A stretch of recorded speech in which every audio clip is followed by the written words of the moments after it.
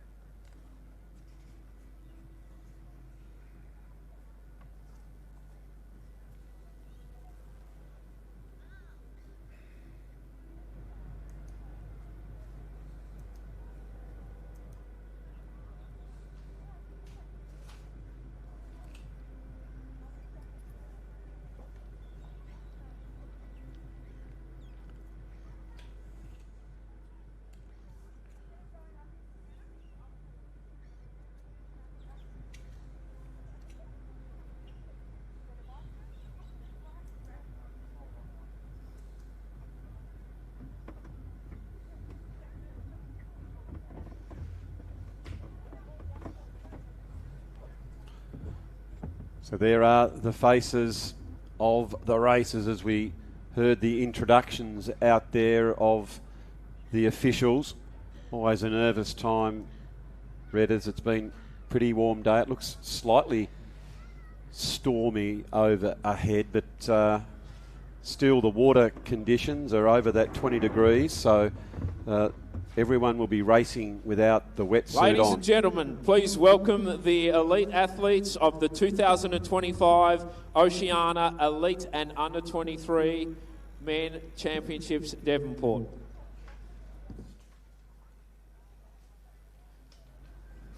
Wearing number 2, let's hear it for Brandon Copeland. Number 3, Callum McCluskey. Number 4, Luke Schofield. Number 21, Braden Mercer. Number 5 is Lachlan Jones. Number 6, Saxon Morgan. Number 7, Oscar Dart. Number 8, Jaden Schofield. 22 is James Corbett. Number 9 in his 10th appearance, Kurt Wesley. 23 is Henry McMecking. Number 24, Gus Marfell. 25 is Rory Thornhill. Number 26, Leighton Wall. 27, Jack Crome. Number 28, Oliver Larkham. Number 10, Kai Wild. Number 11, Johan Collin. Number 12 is Reese Harris. Number 30, Ivan Abel. Wearing 32 is Cameron Maunder. 33, Joshua Neervoot. Number 34, Brooklyn Henry. 35 is Logan Campbell. Number 36, Christopher Gardner. Number 37, Grayson Westgate. Sorry, Cooper Lee. My apologies, Cooper. Number 38, Grayson Westgate. My apologies, Grayson. Number 39, Ty Davis. Number 40, Darcy Williams. Number 41, William Taylor. Let's go back to number 14, Dylan Holland. Number 43, Rowan Hickey. Number 15, Sebastian Asher. 44, Reeve Dooney. Number 45, Dion Warwork. 46 is Jet Curtis. And number 47, let's hear it for Timothy Hornsey. There's our elite and under 23 Oceania men's participants making their way down to the beach. Tide's gone out a little. Our last event for the day, what a great way to finish. Standard distance. Elite and under 23 men ready to go. Get yourself down and have a look at the beach start.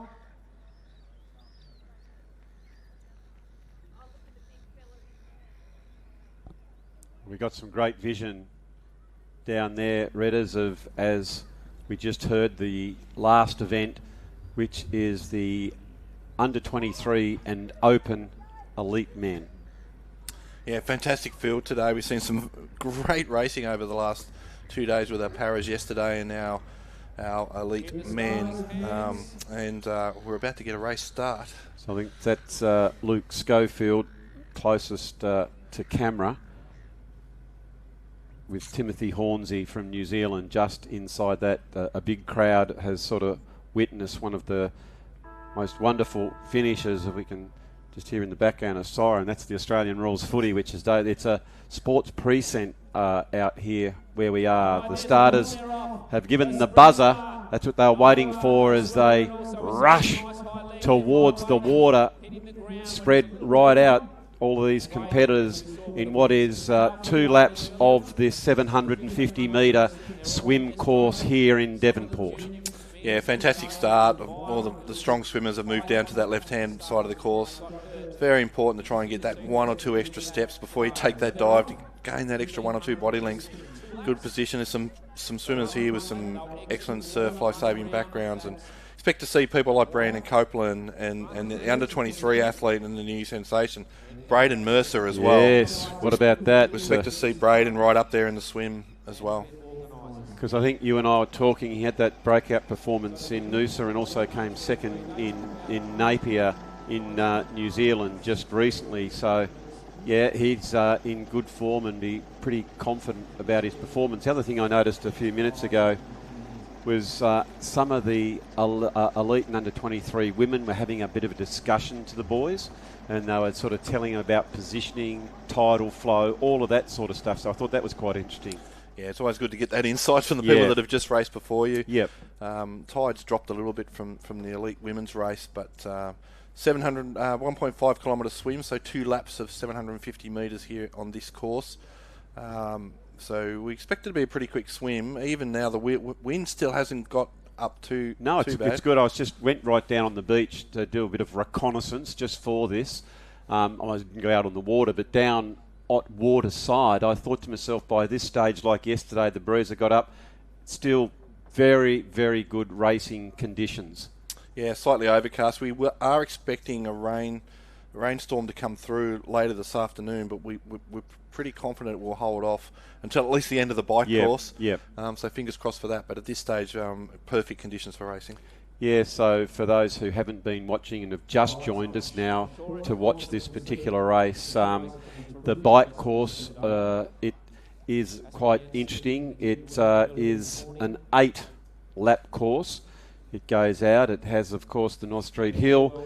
It goes up and about and then goes on the running courses, very flat and very fast, but very, very testing bike conditions. But and there it is there, Redders. You'll explain it more. You're the local. Yeah, 2-lap swim, as we mentioned. The only change with that bike course, there is a slight detour. They're not doing the long section out to Don River on the Coles Beach Road.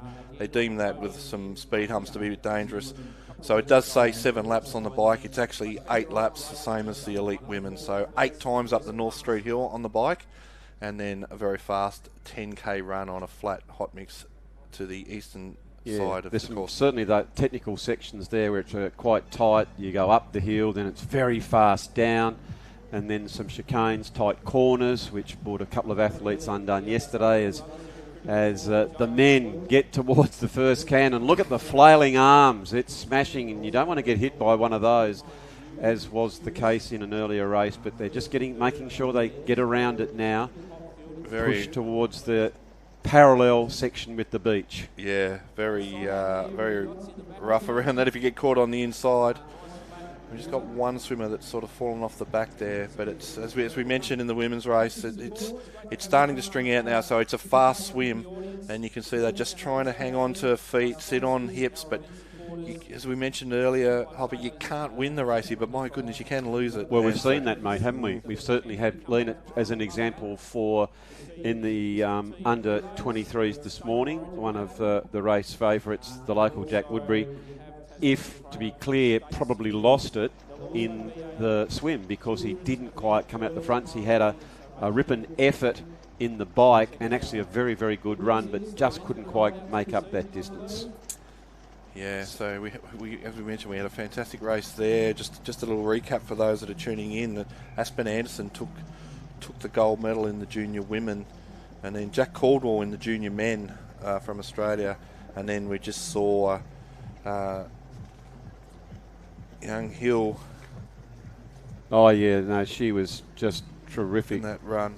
And look, we're looking for under 23s. This is under 23 and elite in the same race, so under 23s are eligible to win the elite category of this race.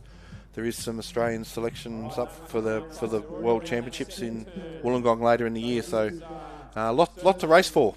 Oh, there certainly is, but as we heard from Rochelle's mum and coach, that she really was targeting to try and win this race so that she'd get certain qualification for the Worlds in Wollongong, and so that's the first thing that she's done, which is absolutely wonderful as far as she is concerned. And here they go now, Redders, as they head towards the beach. It's the 2 laps of the 750 metre course.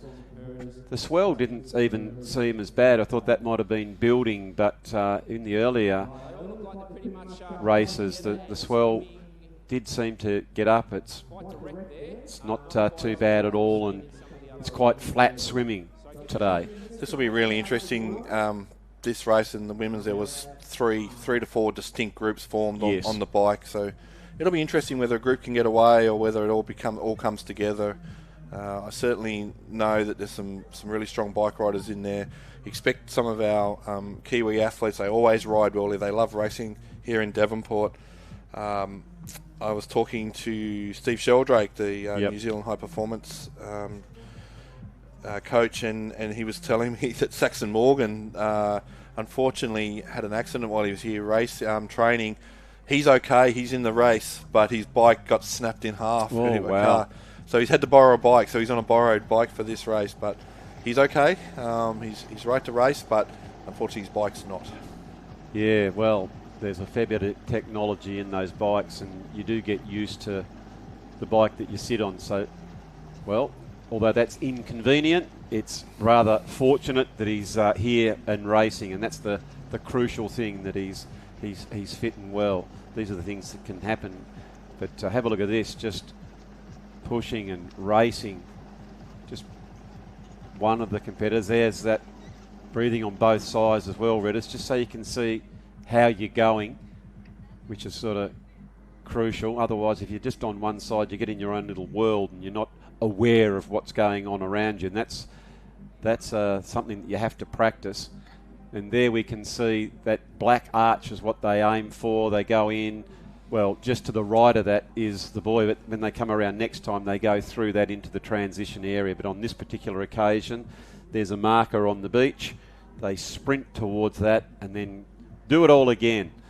A little bit of a wave just coming across them there, what they get used to. It's one of our race referee there, Sue Fairweather from Australia. Head referee, if you don't mind. Head referee. Keeping a close eye on things. Big shout out to our TOs. Have been all day yesterday with the para race, and now another 6 to 7 hours on course today with the juniors and leads. And here it is. Liam Jones has stood up first. Look who's there as well. Braden Mercer's right there as well. So it is Jones just in front of Mercer. Jack Crome is there in third. So Australia 1, 2, 3, and then it looks like it's Corbett. Yeah, it is. Corbett, James Corbett from New Zealand, and Oscar Dart, and Brandon Copeland not far behind as well, showing some good wading skills there. So that's as they go round back out. So that was young Oscar Dart. He's had 55 start, 10 podiums, and 3 wins in the latest major race at Napier. He was 23rd. Some good performances throughout 2024, with probably his best was the 2024 Asia Triathlon Cup, where he came 3rd. So they're back out on the swim, and of course, as we mentioned, the under-23 athlete who's starting to really perform well is Braden Mercer. That's second in Napier and first in his home course there in Noosa. There we go from the water perspective. Swimming nicely, getting that distinct look at them.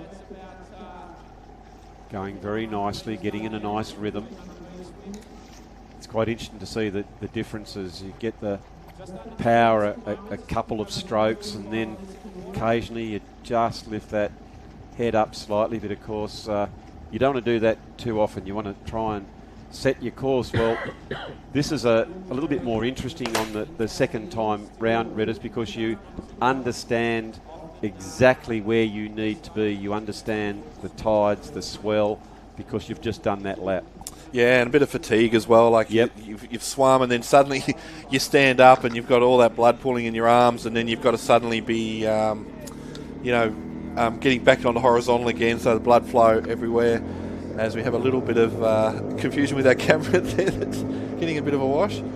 Yeah, so they'll be working very hard, and we're back to the drone now of our swimmers. But a lovely leg it was. It was a lovely leg, and just sort of getting a little bit of the wake as well from that rubber ducky.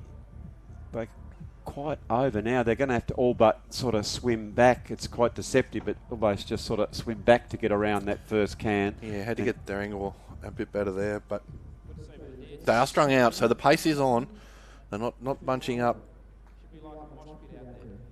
Some very strong swimmers there. Like certainly, Lachlan Jones, very strong swimmer. We expect from Braden Mercer, famous name in surf life saving in Australia, and we know that Brandon Copeland is a seasoned swimmer as well. So we're expecting a fast swim, and I think it could be a little bit like the last race, where if you can make that front pack of 5 or 6 or 8. It could stay away. Oh, absolutely. And as you mentioned, strong swimmer in Jones, who, of course, last year had his first win in the 2024 Asia Triathlon Cup in Hong Kong. Had 5 podiums, but gee whiz, with that win, that really probably could give him some confidence coming in to this particular race. He's, of course, the 24-year-old, born in 2000, as they go round this can here. It's such a different race, isn't it, Redders? And we saw that in the ladies division in compared to the sprint distance. There's just so many changes. It surprised us, didn't it? just got caught up on the buoy there. That's you got to watch that, don't you? You even mentioned that in the last one there. Again, with that rope, you just got to be careful. You don't want to get entangled in that.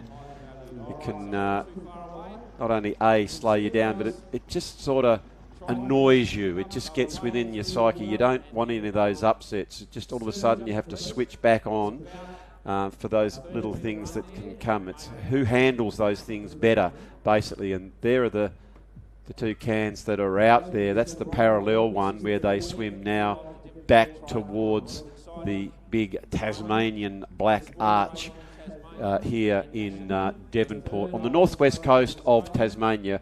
Again, if you're just tuning in for the first time over the weekend, it's the 40th anniversary. It's certainly a festival of triathlon here in Devonport and in Tasmania. We hope that you enjoy the coverage, especially as well to our friends who are watching in New Zealand.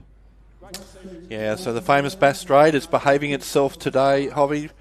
Notorious rough stretch of water between Tasmania and mainland Australia, and they've got the perfect conditions. They have. And they are on their way home. And as I said, they're looking for that big black arch, the Tasmanian arch, at the steps to transition. And there's a distinct gap. This group, there's another little gap there, and there's another big gap to the next group. So there's certainly going to be some carnage here in the first couple of laps of the bike, the first time up North Street Hill. Have a look at them there, the arms flailing. They're trying to get that big extra kick. There is a group that has made a little bit of a gap, as we can see here. So they are really pushing hard to get to the beach first, get up, get into the transition, and get on your bike towards the hill for the first time. As you alluded to, there's been a slight change in what was advertised just for safety reasons. So it is 8 laps of the course, which amounts to 40 kilometres of exertion before you get to the running leg. Working their way forward, sprinting now. It's a really big kick. You can see the cadence of their arms is pushing over, the rhythm. Just trying to get a handle. We'll get some information to you when they get up out of the water. But here we are back from the boat, which is a tremendous position to show us who's leading here. All we can say, it's I think that, let's have a look here. At least they got a couple of numbers there, which rules a few people out of it, Redders. We knew that Braden Mercer was up there just a few minutes ago, and Lockie Jones, but coming right in now, getting close towards the beach.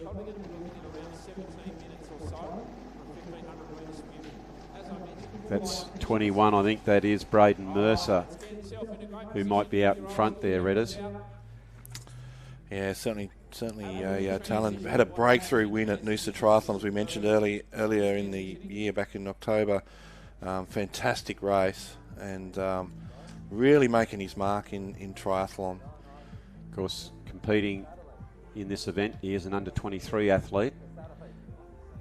But we did find in the last event that it was an under-23 athlete that was able to cross the line, albeit only by 7 seconds, but 7 seconds is enough as long as you get across first. 1 second will do the trick to get the gold medal. So here they come. Yeah, look, we think we can see Braden Mercer there, and Brandon Copeland's there. Jack Crome is in there, Oscar Dart and Corbett as well. So there's Jack Crome. So Braden Mercer, Jack Crome. We've got James Corbett from New Zealand sitting right there as well. So great swim from him. So these two young fellas representing Australia in the under-23s on each other's heels as they make their way up out of the water into the transition area, where they'll throw the cap, put the helmet straight on, grab their bike, and out they go. Crome just got away a little bit better there, Redders. There was just didn't quite get the clip in that particular time by Braden Mercer. Lachlan Jones is there, Corbett's there. So here they come out. Crome's first, Braden Mercer's second. Brandon Copeland, James Corbett's right there, Lachlan Jones, Saxon Morgan on the borrowed bikes right there, and I just missed that other... Kurt Wesley. Kurt Wesley from WA, so Yep. fantastic swim from Kurt Wesley. And that is a formidable group. They are going to be pretty tough to catch. Yeah, it was Kurt Wesley, Oscar Dart. We're certainly getting some information. Henry McMurking, there, Ty Davis. So all coming out, getting on their bikes. Just looking at them here, some have got the feet in, some haven't yet. They're just deciding to get some momentum going first, and why not indeed? As they get on their bikes and they make their way, they go away from us towards the city of Devonport. Then they have a little turn, and then they come back and they'll fly past us. So it'll be interesting to see as they go forward from there. So there they go. So 3 are out in front, then another group of 3. Yeah, Kurt Wesley just trying to get his feet in his pedals, into his shoes there. So they should come together, that group. Yeah, you would and think they'll so. ride pretty well. And then the rest are going to find it very hard to get back on. Here they come. The rest of the elite athletes are coming out of the water. As just have a look here. So it was Jack Crome who... Oh, let's have a look here. Hope that particular athlete has maybe had a bit of an injury. I'm just trying to check here. I think it's 36. Christoph Gardner from Australia. So Yep. he's looking a little bit distressed. So whether he's got an injury or something like that. Yep. I'm sure that we've got plenty of people in that aid position. They'll get down to him. Maybe his race is over, as that is Hickey who goes out. That's Rowan Hickey in the under-23s has gone out. Another athlete. And Larkham from New Zealand as well, so I'm not sure what's happened there. So that's Oliver Larkham. Is he issue with his bike or? Oh, what's happened here? Looks like he could have some cramp. Yep, looks like he's got a cramp or he's hurt his hamstring. So that is... Oh, Gardner's still going now. So maybe trying to work their way through. This is courageous stuff. So hopefully it was just some cramps. And now he's able to recover. And, well, this is going to show some great fortitude, Redders. He's going to come up the stairs, maybe have a bit of a stretch out on the limp, but we'll follow that with great interest to see indeed if that's an injury that won't... Well, it looks to me like it's cramping because he's put the helmet on and now going to go out. It'd be easy, wouldn't it, Redders, to think, no, my day's done. Yeah, it would be, but he's fighting on, boxing on, so very brave. It can happen for people that are not used to racing this late in the afternoon, haven't hydrated properly, it was a really exciting group that came out. It was very strong. Obviously we mentioned Braden Mercer was there, Jack Crome, Brandon Copeland, James Corbett, Lachlan Jones, and I'm pretty sure Saxon Morgan made that front group as well. So it'll be interesting. 5 in that top group. And here we are now back on, which is magnificent. So well done to all the crew and working hard to make that happen. So we're seeing the racers coming around that tight area, quite technically involved there. They'll get the rhythm of it because they're going to be doing it 8 times as they power down towards the corner there, go round pretty quickly. They go wide and then really shoot down, and we've just seen them come past us, Redders, and my goodness me, they are travelling very, very fast. So we'll get a bit of an update on our live. Look at that. So 24:47. What do you got for us? Yeah, James Corbett from New Zealand lead them through. Brandon Copeland's in that group. Lachlan Jones, Jack Crome, and Saxon Morgan from New Zealand, and Braden Mercer. So that's our lead group of 6. Yep. Have just gone through to complete their first lap, and then we'll try and get a gap to who's in the chase pack. Here they come now, Redders, as they've just whooshed past. So there we are. I can see Oscar Dart from Victoria in that group. Who we got? Darcy Williams, Callum McCluskey's right there. He's had a great swim. Henry McMecking from there. Grayson Westgate from New Zealand. And Jaden Schofield's there. Ivan Abelli from New Zealand is in that group. And Luke Schofield is in that group. Reese Harris, Leighton Wall, and Ty Davis. So, good group and a good chase group. And they're only, what have we got them at? They're not that far behind. No. So, about 30 seconds. Yeah, 30 seconds. I had about 30 seconds, mate, as we see the group getting organised, nice and ordered down the straight. Then it gets a bit, how's your father when they go round the corner? Yeah, look, I see Kurt Wesley's in that group. Like, he was up the front, but he's obviously been peeled off the back and is now riding in the chase group as well.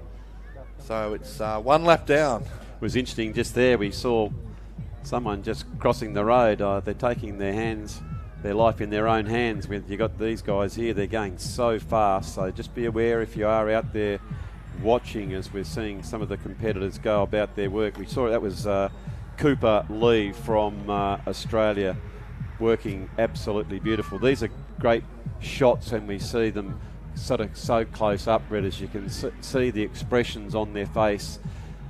They're working hard. This is a very fast pace. They are. The pace is on. There's a lot of young enthusiasm in this group. And the front guys are very strong swim bikers. They're not going to hang around, so you need to work really, really hard. That chase group has to get organised. Yep. And I sort of feel like it may be too big to have the organisation to chase down. And if the front group's organised and committed, they could open up this gap. So from your experience, it was interesting you just then, let's just tap into what you just said.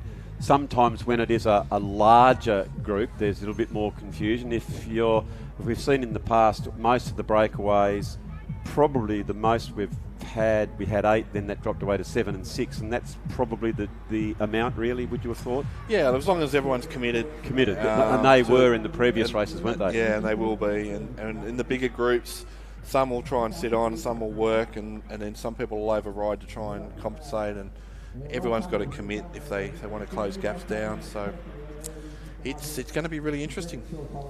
Okay, so here they go, our chase. All right, so coming up the hill now, pushing beautifully. We can see some of the expressions on the face. It is the big hill as they come up. They get out of the saddle. It is Corbett from New Zealand. You can see Jones just on the wheel there. Seems reasonably comfortable. You can see them pushing very, very hard, making sure they're in the right gear. The last thing they want to do is drop a chain or anything of this nature, just looking around, seeing who's with them. Has everyone come up? And they certainly have. Saxon Morgan on borrowed bike, not his usual road bike, so he's doing very, very well. And here comes the chase pack as well. And they're moving along pretty well, so they could get in there. So it's great to have the vision back. And you can see the expression on these races here, Redders. Yeah, look, they've got target on their back. They'll try and come down. The Schofield twins are there riding that group. And they're trying to push it up over that hill. So second time up, 8 times up the hill is not going to be fun for these guys. Those that are coming to Devonport many times know the work that needs to be done. And we've just got someone into the commentary box with us who one of our high performance coaches in Dan Atkins. Welcome, Dan. G'day, Craig.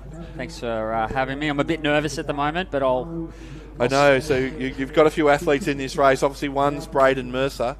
Tell us a bit about the plans for young Braden. Well, he obviously had a great start of the season in Napier, and to us that know him, it wasn't necessarily a shock, but definitely a great race for him to start the season, and just showed his pure grit. So for him this weekend, he unfortunately had a bike crash on the Monday before this race and got hit by a kangaroo of all things. So he's I was a bit worried about him coming down this hill today, but he's obviously gotten through it the first 2 laps there, and hopefully just stays attached, and he'll get through this 10K hopefully unscathed. That's one thing that won't happen in New Zealand, will it? No, it won't. And it's great to say only in Australia that can happen, but still a pretty big obstacle in front of him there. Yeah, so tell us a little bit about what's his plans, and what other athletes do you... Brandon Copeland's part of our squad as well in the front group there, and Brando's training for 70.3 Geelong next weekend too. So whilst trying to amass some really good points here this weekend, he's also looking towards that as well. But you know, the two of them training together, hopefully they're speaking to each other and sort of feeding off each other's energy, and you know, getting the other boys to hang around and work together to keep this chase pack away. And what sort of specific work do you do for this race? You know, you've been coming here a long time and you've had success on this course. Yeah. What sort of thing? Look, I think over the last 15 years since I've been coming here, it started off where I had no idea. And then 15 years later, you sort of get a fair idea of it. And the great thing about Devonport, it's so many variables. You've got the run into the swim that could be tidal, so it's all different changes. Could be surf, the run up the beach on the sand, to obviously this hill. And you know, doing just general hill training is really important, and doing some real good 1 minute efforts is part of the key to this race, I reckon. And how's their form been going? Obviously, Braden had that breakthrough in Noosa, which was really exciting. Yep. But backed up with a really good performance in Napier at the World Cup as well. Yeah, look, it's a great squad. We've also got Matt Hauser in the squad, which I'm sure everyone knows who Matty is, and the boys are just great mates on the field and on the paddock, but they're also very supportive of each other. So I know that Matt will be sitting home cheering on the boys, yelling and screaming at the telly with his beautiful dog and girlfriend there, and he'll be cheering these two boys on. But you know, we do a bit of training with Lockie too, so it's not unfamiliar for these boys to be riding together as they whiz past us here. Yeah, they certainly fly, and they've got the pace on. James Corbett leading them through from New Zealand. So what should we expect in this race? You sort of know who's got the form and who's racing well, and it looks like there's a bit of a breakaway there, was it? But James Corbett trying to push away. What's your expectations for the race and to pan out? Being this early in the season, I think it's still, you're testing a lot of things, a lot of new things you've tried in the off-season, whether it's, for us, it's a bit of nutrition. It's just trying to mature the boys in around how to handle more nutrition in this so they can back end the run. The running at the world level, at WTCS level, is obviously getting faster and harder, as the bike is too. So you want to check and challenge that in training, and we've done a lot of that in the off-season. We've got a great support team there at the QAS to help us get ready for these sort of events. So there's a lot of testing going on today, and fingers crossed for myself that it all comes off, but so far so good. So we've got a time gap there, so it's about 30 seconds, so I'm staying there. Sorry about that. So who do you think's got the run legs later in the race? Well, for me personally, I really love to see Brandon Copeland take this on. Obviously, we've got Cal McCluskey there, who is a WTCS athlete and arguably one of the quickest runner, who got a bronze medal in Napier there with a sprint finish with Braden 2 weeks ago as well. So we know, you know, in our pre-race chats that Cal will be coming, and he's an athlete that, you know, I really like the guy, but I want to see my guys sort of take him on too with the run. So Cal's only 30 seconds down there, and it's going to be a good foot race if Cal's 30 seconds down against these guys. Yeah, well, we saw in the women's race where two athletes from the Chase group, over a minute down, ran through and to get on the podium from Lauren Kerwick and Nicole Vanderkooy. I was only, not a word of a lie, I was riding the other day, and it was pouring with rain on the Goldie, and we were riding with Lauren, and I looked at her and I went, God, you look really fit, you look strong, you look happy. And so when I was seeing her run through, I was getting goosebumps, because I just love seeing these breakout races, and maybe a breakout race will come from this front group. We got Lockie Jones there as well, he's really been ploughing away the last 5 years, and a lot on his own and doing things his way, and I wouldn't be surprised if he doesn't come out and have a really great race, being inspired by Lauren, who's a good friend of his as well.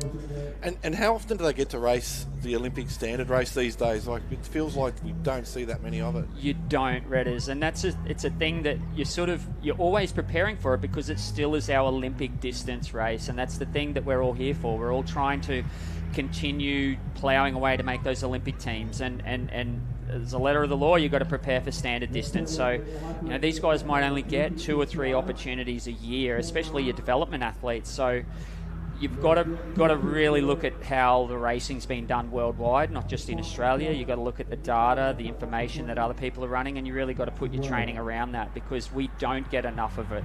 I must be honest. Well, Dan, I know you got athletes out there, so we'll let you go back out onto the course. Thanks so much for having a chat with us, and we might try and catch up with you a bit later on. Thanks, Redders. Appreciate it. Thanks, mate.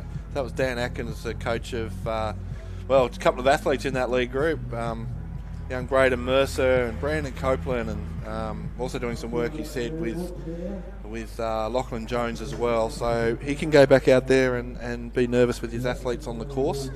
And they are absolutely flying, these guys. You can feel the speed going in it as they come up. James Corbett is certainly riding a very prominent position for New Zealand.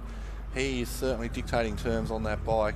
Yeah, he is. It's. I was interested to see, and they're suggesting that maybe on the run, Callum McCluskey is an interesting one to watch. Well, he came third just recently in Napier. He's had 7 wins from his 94 starts and 19 podiums, and you almost heard he's been ploughing away at it, and maybe that could be a breakout one. And the same with Lockie Jones, which was interesting as far as he was concerned. So maybe a biased perspective, but wasn't it great to get that inside running? Yeah, that's really good. I managed to catch up with Braden Mercer before the race this weekend, and I did have a chat with him, and he was pretty relaxed and pretty confident in backing his training, and we might see shortly if we can cross to that chat that I had with him just recently. Yeah, that'll be really, really good.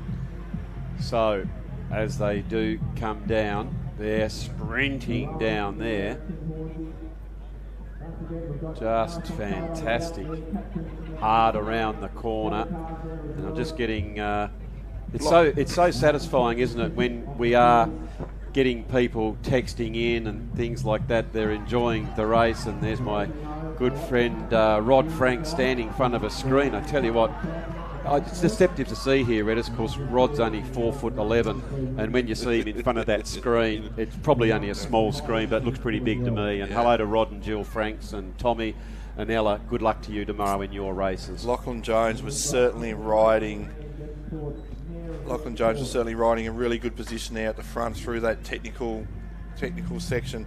He really looks like he's on today. So, as Dan mentioned, he'd love to see him have a breakout race as well. Well, you did say that you had a chat to Braden Mercer. I think we've got that interview ready. Let's go and have a listen to what Braden Mercer had to say about the race. Braden Mercer, welcome back to Devonport. What are your expectations for the race this weekend?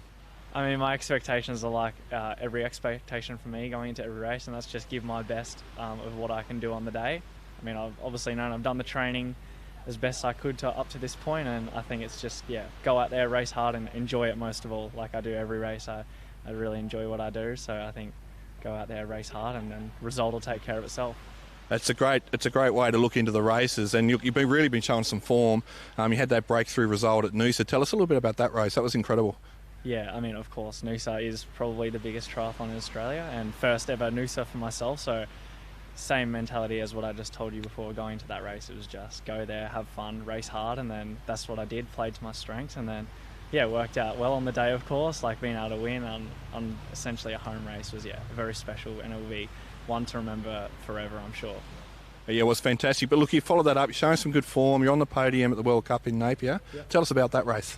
Yeah, that was obviously first race after Noosa, and then the first race of this year, and then my first World Cup podium as well. So same thing as what I said before. I just knew I was training well, and I thought I wanted to back up well from Noosa, and obviously had that confidence post that race. And I think that's the big thing for athletes, knowing you can do it and believing that you can do it, and then once you do it, then doing it, of course.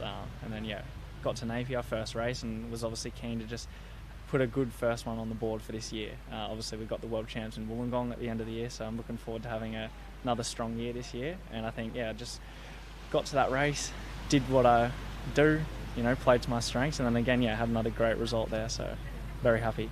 Oh, well done. So what do you know about the Devonport course, and what are you looking forward to the most? Yeah, I mean, obviously a great surf swim, a beautiful day today, so hopefully this is what it's like on race day. I've only ever done sprint here, so Olympic distance will be a good challenge, but obviously I like Olympic and a bit longer, so we'll see how we go. And obviously there's obviously the key points in the race, like the hill, but at the end of the day, it's just another hill, and I think that's how you got to look at it. And it's going to be fun racing for sure, and I'm really excited to race here for the 40th anniversary as well.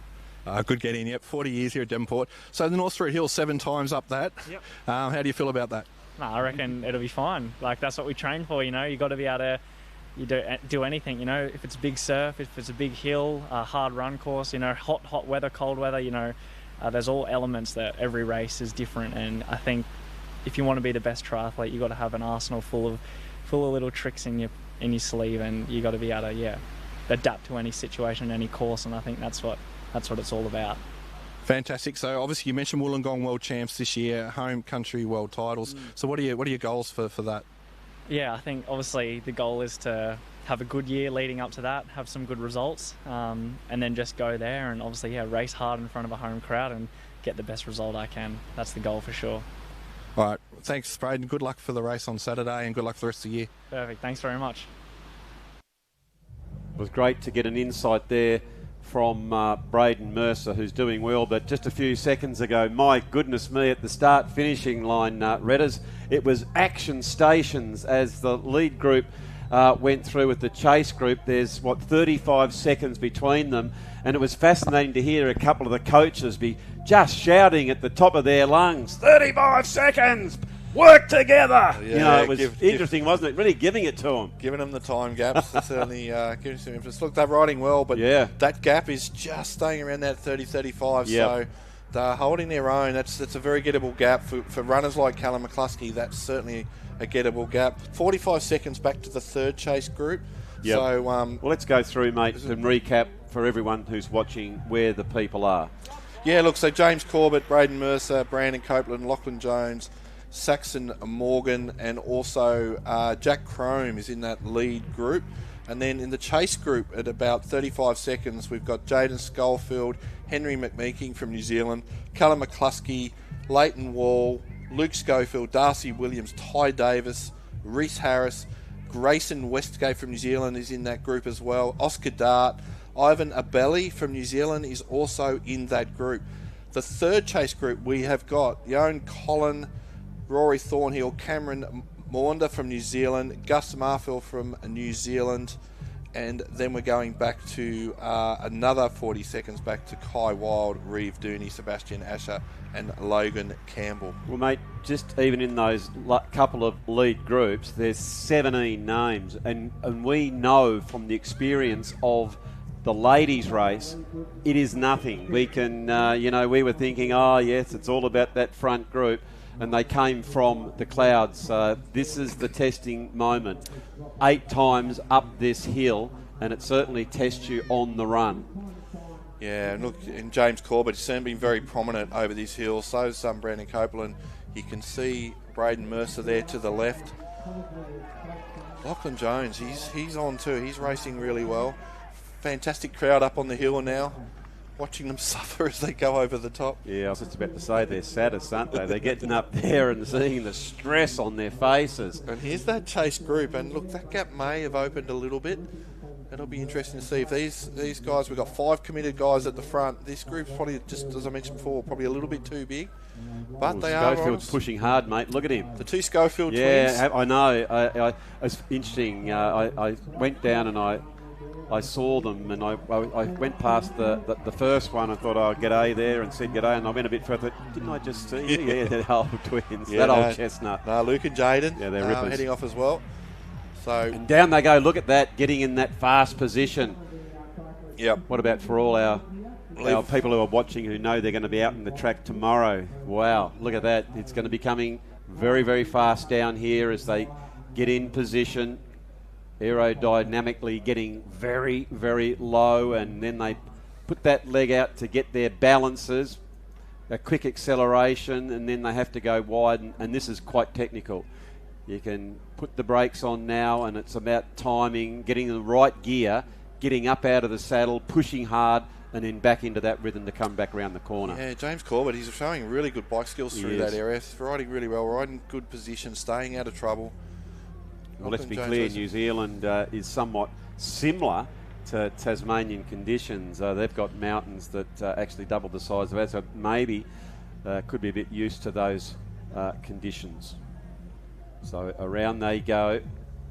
Still pretty warm here in Devonport. Overcast conditions. Had a major electrical storm here just earlier during the week. It's been very, very warm. Thankfully, at the moment, it is overcast. So it'll be still very, very hot racing out there. Yeah, we think we're going to be safe. There is a forecast rainstorm to come through, but we're pretty confident we're going to get these athletes off the bike course before the rain gets to keep them safe. Otherwise, it's just another issue they've got to deal with during the race. Yeah, we don't want to see that. That's really challenging conditions, although it certainly will test not only the skill or their mental capacity to how hard they push. The reality is these tyres don't particularly like the wet going into corners. Let's be clear on that. I know that from experience. We had many of the athletes were actually arriving on Thursday with the rain, and we'd had amazing weather. It's actually been very dry here in Tasmania. So that rain, the last couple of days, absolutely perfect yesterday for the World Para Series, and now they're turning it on today. It's actually the perfect conditions, not too hot. I think these athletes will be relishing this temperature. Yeah, very much so. So what do we hear? They're actually on the lap 4 of 8, and some work to be done. We got a little bit comfortable, I think, in the previous race, thinking it was sort of all over, but I'm very pumped to see these guys, to see what's going to happen. You can see already Corbett, who's having a great race, just looking behind him. I just can't get over the pace that they're at. They are really flying, aren't they? Yeah, 4. I'm pretty sure that's lap 4 down. So yeah, that's 4 down. They're into lap 5 now, the lead group. So keep an eye on that, Redders, for the gap. So they've been racing 46 minutes and 55 seconds in that lead group. So it is Corbett, Cromie, Copeland, Mercer, Jones is still up there, as well as Morgan in that lead group. There they go out. So they actually go past us as we look back on the hill. There's a heap of people up there watching as they go round, and the vision there is young Dion Warwork. But back to the leaders, and there they go, the backs of their outfits, which is very handy when you see the names on their back sides, trying to get organised. There's a couple of New Zealanders heading out in the front, and they're being hard chased by the 4 Aussies. Yeah, look, we're sitting at around 42 seconds, so they're just starting to ease it out again. Well, that went out because it was 35 seconds. So same as the women's race, it's just easing out 10 seconds a lap, which can be very significant by the end of the bike. Yeah, well, it is very significant. There's no doubt about that. And we heard some of the coaching staff and or supporters urging that lead pack to get organised, work together, and that's exactly what they did on that last lap as they put in an additional 10 seconds on the chasing group. As we see them going down, there's humps to negotiate, there's some rail tracks. The road itself is really good conditions. The other thing is probably the camber of the road, which is quite significant, isn't it, Redders? Yeah, certainly in certain sections you try not to get an off camber corner as our Kiwi athlete goes flying around there. Yeah, I think that was young Dion Warwork, I think, as we coming back around again. Oh, there's a bus on course. Let's hope you don't come around the corner and see the old Metro bus coming at you. Very lonely race for Dion, who that's Dion Warwork from New Zealand, who sort of caught no man's land there. He can pick up with these guys and they can work together and try and limit their damage when they go through. Yeah, sort of you can keep the conversation no matter where you are. You can try and let's see if we can't work together and put ourselves in our best foot forward when it comes to the run section of the race.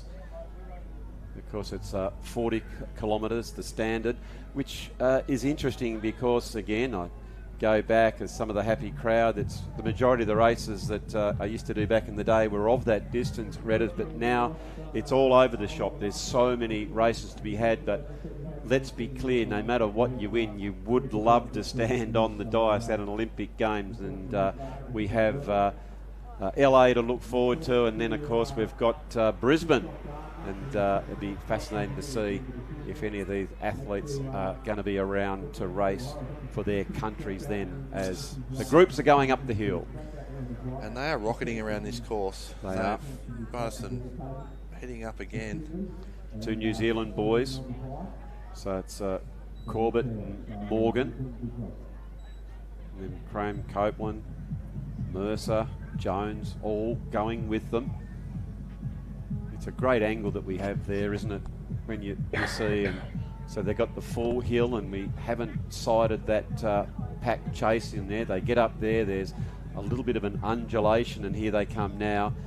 Another up, and then they turn around and they absolutely put it in angel gear as they pedal hard towards the downhill section. Interestingly, in that lead group of 6, we've got 3 open elite athletes and 3 under 23 athletes. Yeah, okay.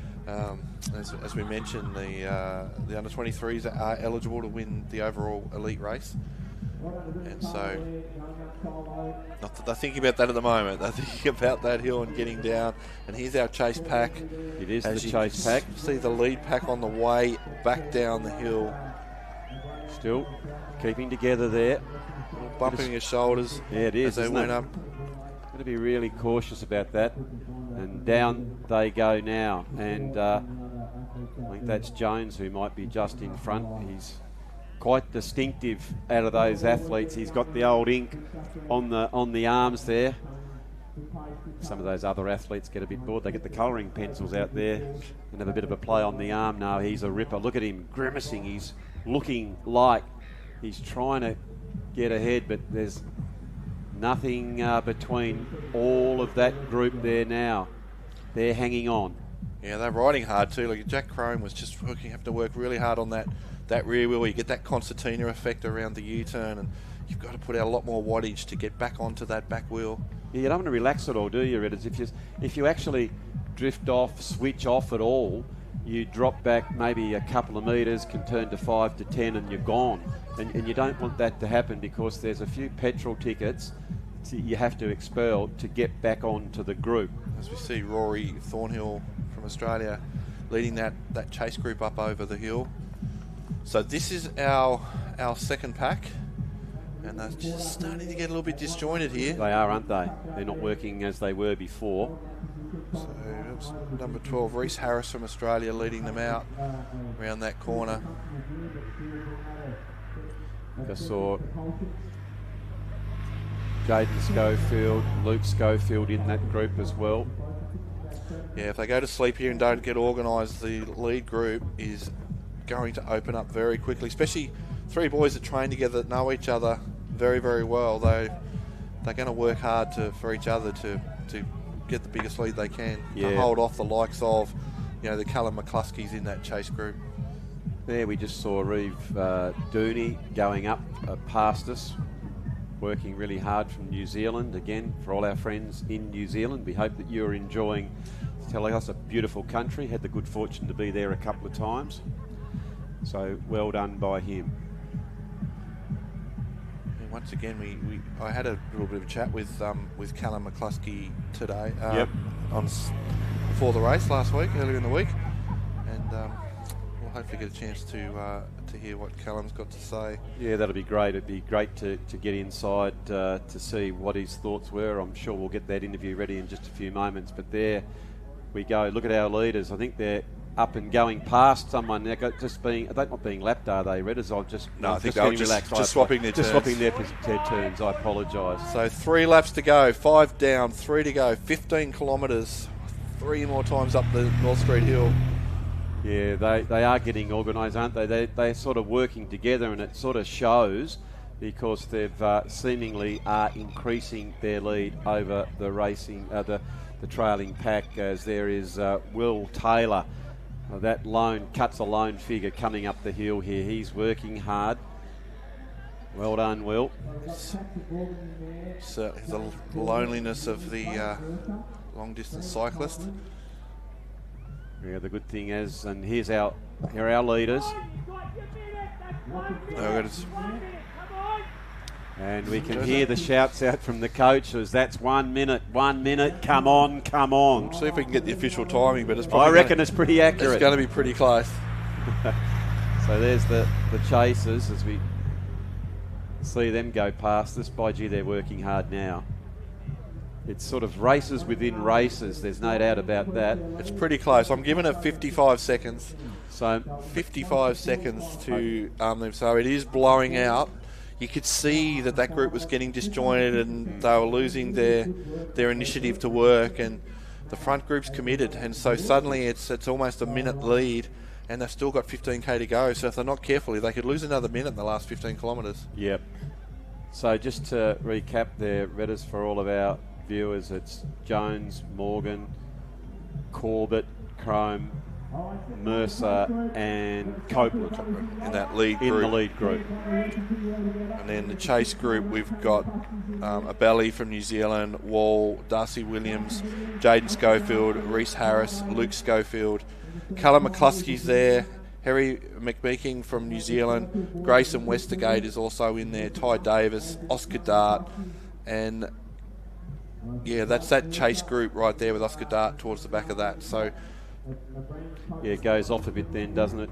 I think it's Goss, Marfell, and Colin, Rory Thornhill, just falling off into that next group. Yeah, they're another minute back, so Correct. they're looking at being just under 2 minutes from the chase pack, from the lead pack, I should say. Yeah, very much so. So again, as we just sort of move to, it is that lead group that's doing very nicely. They're organised, they're ordered, they're working hard together, and they are putting a little bit of distance into the chase group as we're seeing some of the other groups coming through now, trying to work together. So if you are falling behind, you have to get organised in groups and saying, come on, let's go together, let's push hard. Otherwise, we're going to find ourselves out of the reckoning, and it's crucial. It's wonderful learning experiences that you want to do the best you can in these races, win, lose or draw. It's a personal thing, and trying to get up, as we can see our leaders again, Redders, up they go in that climb. The two New Zealanders this time working hard together from the four Aussies. Driving them well, they're riding really well. They are riding well. Just as they head up, let's hear from Callum McCluskey. Okay.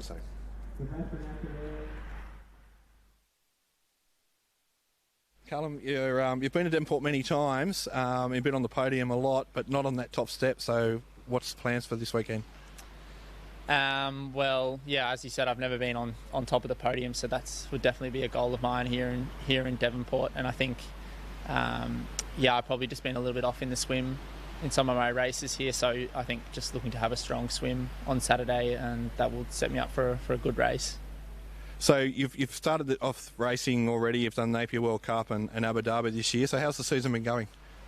Well, it's still early days. Obviously, Napier was a great result on the podium again, and Abu Dhabi was another learning experience. So looking to build on those two races now. You do have a good track record in Devonport. You obviously like the course and that hill.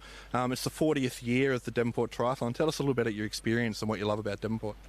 Well, I've been coming here since I was a junior, and when I was a junior, I definitely struggled up the hill and had my fair share of bad races here. But just got to have a tough mentality here. The course is hard. It's fair. It's honest racing. So yeah, you just got to be really strong and disciplined, and that's sort of the secret here. So what are the plans? We know we've got a home World Championships this year, but what are you looking forward to the next Olympic cycle? After this race, I'll have a bit of a good training block, and then hopefully build into the next races in the season. And but just looking to be stronger over that World Series. Definitely target the World Series races, and just keep on improving at that level. So really looking forward to Wollongong for Australian World Championships. Yeah, well, hopefully I can be there. It's not a certainty for sure. So, but yeah, that would be great to race a World Champs at home. I was in the Gold Coast in 2018 and as an under 23, and that was my first World Champs. And so it would be great to be there again in Wollongong and race in front of my family and friends. That would be really good. And it's close to home for me, being from Canberra. So yeah, that would make it easy for my family to come and watch for sure. Yeah, it's certainly a cheaper race for them to come and watch in the family. Oceania Championships, nothing to be to sneeze at. You're looking forward to stepping on top of that podium? Yeah, for sure. I think you can't retire or you can't be a good Australian triathlete until you've won in Devonport, I think. So, maybe I can retire if I win this race on Saturday, so I can hang up the boots. That's a big call. I'm sure you got a lot more in you yet, so we don't want to see you to retire. So good luck for Saturday. Yeah, thank you. Cheers. It was great to hear from Callum. Of course, he's in good form, Redders. He had that third in the Napier in the World Triathlon Cup, 94 starts, 19 podiums, 7 wins, and we heard earlier where expectation is with good running, he could be very much in the mix. Yeah, I mean, he mentioned about his swim, and I think he would have been happy where he was in the swim, but unfortunately, just in that second pack, and they're losing ground to that. But he's a class runner. Yep. So as we saw in the women's race, this is certainly not over yet. We've still got a long way to go. We have a long way to go. It is the standard distance of 1.5 kilometre swim, 40 kilometres on the bike, which is 8 laps of the course that you're seeing these athletes go around in, and then it's a 10 kilometre run. You just sort of say that, it rolls off the tongue, but after you've been up the hill 8 times, your legs are burning, and you've got to get out and sprint. And that's what the young ladies did, and our expectations, that's what these fit young roosters will be doing here in the Devonport race. And here comes our lead pack. So 2 laps to go, so 10 kilometres to go. Now they've got to make a decision. We'll get a time gap on that, but 2 Kiwis, 4 Aussies, Trans-Tasman rivalry at its best, and this will be really interesting. Fantastic effort by Saxon Morgan, riding a borrowed bike after he was in an accident out on the roads of Devonport. Snapped his bike in half. He's okay, obviously raced, but had to borrow a bike to race today. And doing great well. It's just Kai Wild going around with that group. So it was just Copeland that was pushing that group along. He was taking his turn up the front. Wiley veteran there, 109 starts, 19 podiums and 9 wins. So now it's Corbett from New Zealand who's just taken the lead. But that group is sticking together. So we're going to get a split from you in a minute, Red, as we heard the coaches sort of shouting instructions. And have a look at the twins. They just had a quick chat and they said, let's pick up the pace. That's what it said to me. And there they go together on each other's wheel. Doing some work, trying to get away. Look, we've just ticked over 1 hour of race time. So we're 1 hour, 1 minute into the race. And look, the leaders went through in 1 hour, 1 minute, 45 seconds, and the chase group are at 1:02:52. So, it's eking out to further now, isn't it? It's 1 minute and 7 seconds. Okay. So they really, that was a little bit, but not extreme, but still. And so in the chase pack, it was leading the pack was Luke Schofield. 47 starts, 7 podiums, and of course a couple of wins. And just recently, we always go back to this form, of course, was in Napier, where he came 11th, and he's been caught as well by the New Zealander there. So just for a minute, they thought that they were going to make an assault, but been brought back to the pack. So there's these athletes going up the hill. Is that a smile or a grimace there from... I'm tipping it's a grimace. Without a doubt. It's tough work, I have to say. Maybe the years have hit me. I much prefer the ups than the downs, Redders. Jet Courteous from New Zealand. He's coming out. Look, he's got the big smile on his face. He knew the camera was on him. Good on you, son. In fact, a big shout out to Jet's family and friends back in New Zealand. He's, absolutely. He's enjoying his race, which is great to see. That's all right. We talk about this as if these guys are robots. If you're in the sport, look, of course it's serious, but for God's sake, enjoy it. What a privilege it is to be invested in sport, to try and make a quid, but just have some fun along the way. I think that's the key to it. Maybe he was just smiling because he knew he was almost at the top of the hill. I'm not sure, but hello, Mum. Yeah, look, it's 2 laps to go, and here they go. So second last time up the North Street Hill. Yep. and they're all stuck together, and they are committed. They're riding well. They're pulling their turns. They are, aren't they? Up they go. That is the lead pack. It's great that we go from one angle to the other. It's Jones taking them out,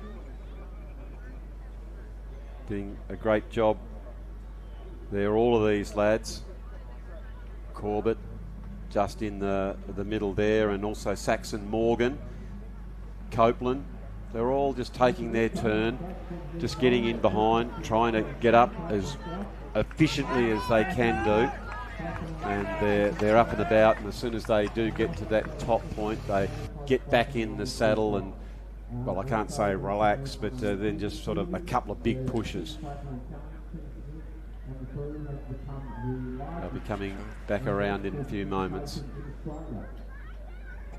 G'day there. The spectators out. A lot of colour and pageantry here in the 40th anniversary of the Devonport Triathlon, one of the oldest and most loved, well organised. We heard that from our international athletes who were here yesterday, Redders. They all said how well organised this event is. Everything was running so smoothly. And I mentioned to Rochelle Hill in the interview after her race, it's the 40th race, and some of the best from World Triathlons won this event on that honour roll, and she goes on as the 40th winner of how special. And someone in this race will also get that honour to be the 40th person to win. What an honour. There is no doubt about that. As it's Jones, Copeland, Mercer, Corbett, Morgan, Cromie all coming around together. No one's been able to get any distance on each other. As soon as they get round there, they quickly get up, get some power, push down hard onto their bikes, and around they go again. Keeping it all nice together technically, just being careful. You can't lose concentration. We say it infinitum, Redders, do we? On this particular course, you cannot switch off at all. Some of the things, there's really, really long straights. You get into a rhythm, but here you've really got to concentrate. This is our second chase group coming up the hill now. I believe there they are, going down the other side. Yeah, so the chase group are heading down the other side, and this is our third chase group coming up the hill. I think that was Cameron, is it Maunda from New Zealand? Yeah, so it is, who's an under-23 competitor. There's him, Reeve Dooney, Kyle Wild. Let's have a look here. Logan Campbell as well. There's a few in that group. And I can see Callum McCluskey riding third wheel there in this race. Oscar Darts there, Wall from Australia. There is some very capable athletes in this group, but that gap may be just getting a little bit beyond them. Well, we'll see how much we'll hear from it. What are they on there? On the lap 7 of 8. So when they come round, it'll be the last one to go. We'll get some really clear indication of where they sit, whether they're actually working hard enough to close the gap, which I think you said a minute ago was 1 minute and 7. So they had stretched it out slightly. So here's our leaders. They're coming in to get the bell lap past the Devonport Tennis Club there, Back Beach.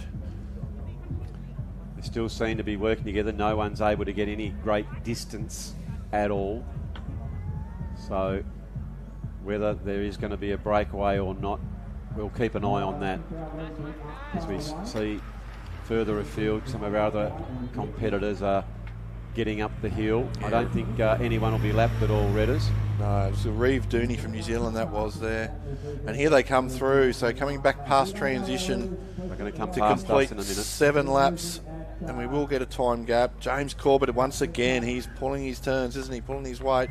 Oh, a little gap there. Lachlan Jones has pushed forward as well. Just a tiny one. We'll be interested to see when they go in that tight corner as they head back in towards the city of Devonport.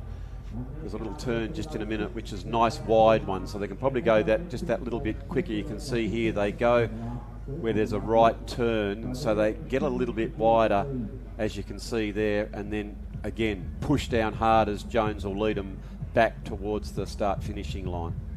So a race time of 1 hour, 9 minutes, 16 seconds, so it'll be interesting to see what that gap is. But it doesn't look like they're still committed, so I think they're going to hold that time, if not extend it. We can see here, Redders, we cannot see the chasing pack Oh, look at that. How's that for rivalry? They're sharing drinks. Pretty good. Ah, look, mates and mates. Depends. Is that a special? Is a special juice? He's put something in it. Here, have this one, mate. Look, he may well have lost a water bottle on a bump or whatever. How good's that? So that's fantastic sportsmanship there. And our chase group coming through now. What have you got there, Redders? We'll get that information in a minute. It feels to me like it's probably extended slightly, but you'll get the accurate appraisal. So they've gone through in 1:10.29,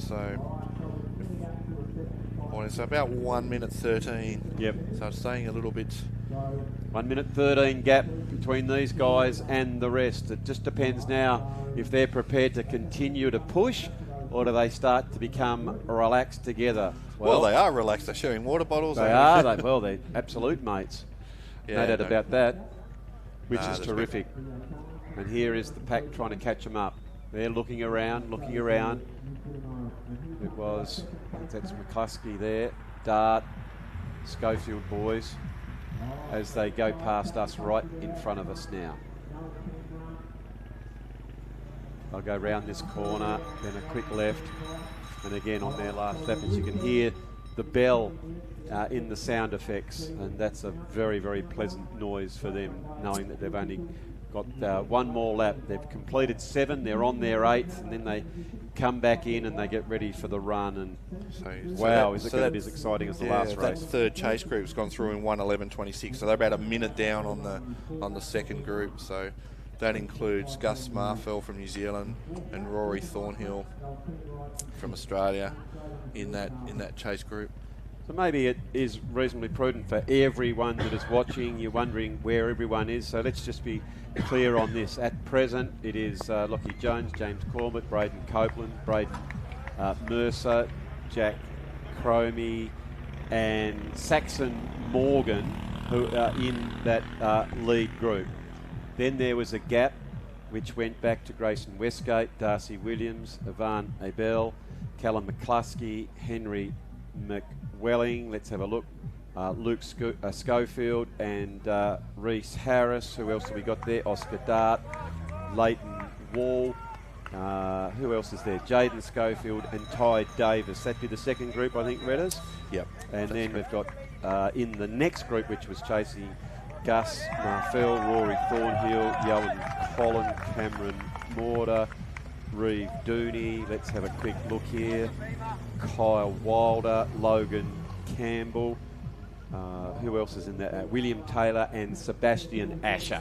So they're coming up the hill for the very last time, and I'm pretty sure they'll be pretty happy to see the turnaround at the top. And they've got to recover on this, and they're going to start thinking about the run leg. And gee, who's our runners in this group? It's going to be really interesting. I expect Brandon Copeland certainly is a strong runner. We've seen Braden Mercer's form, so he's running very well. I'm hearing that Lachlan Jones is also training the house down as well, so hopefully we'll see him run as well. And Jack Crome can run, Corbett also. So everyone in that group is more than capable of running off to the win. Chase group, we're thinking more Callum McCluskey. Yeah, he's probably one that we were speaking about before, mate, wasn't it? Yeah, and probably Luke Schofield as well from that group. Yep. So we'll see how much the hill's taken out of them, but you'd expect to see maybe Schofield and McCluskey from the chase pack. But there's some really good runners in that front group. Yeah, there are. Well, I just hope that we get something like we had in the ladies' event. That was just a cracker of a race. I mean, this is a ripper so far as they're coming down here. And what's going to be crucial is when they get into what is the transition. It is the fourth discipline, and they've got to do a very, very good job. They've got to get their helmets off. They've got to put it in their bin, ease out of the bike, get the sneakers on and away. No time for thinking. Just get out on the track and start your run. And they haven't eased up. They are driving into it. So positioning will be crucial. We saw it with Aspen Anderson in the junior race before. We saw it with Jack Caldwell. They both got out first onto the run course. We saw it again with Hill in the elite women's race. And once again, it could be important to get that get onto the running course and clear course and just get into your rhythm and get your breathing right and get your pacing right. Yeah, very much so. Up the hill again. Our leading group heading back towards their transition. And down they come, and thankfully it looks to me, Red, as although it's getting dark away to the northwest, looks like we're going to get the bike out and done and dusted before any rain comes, which is great as far as I'm concerned. Fantastic news too. We were a little bit worried that the storm would come through before the bike leg was finished, but great news. We'll get that done before, so one can finish the course safely. We just saw there Grayson Westgate from New Zealand as he just shoots by us, Ivan Abel closely following him. I don't think anyone's been lapped out, which is fantastic news. We did have a couple in the women's race that got lapped out, but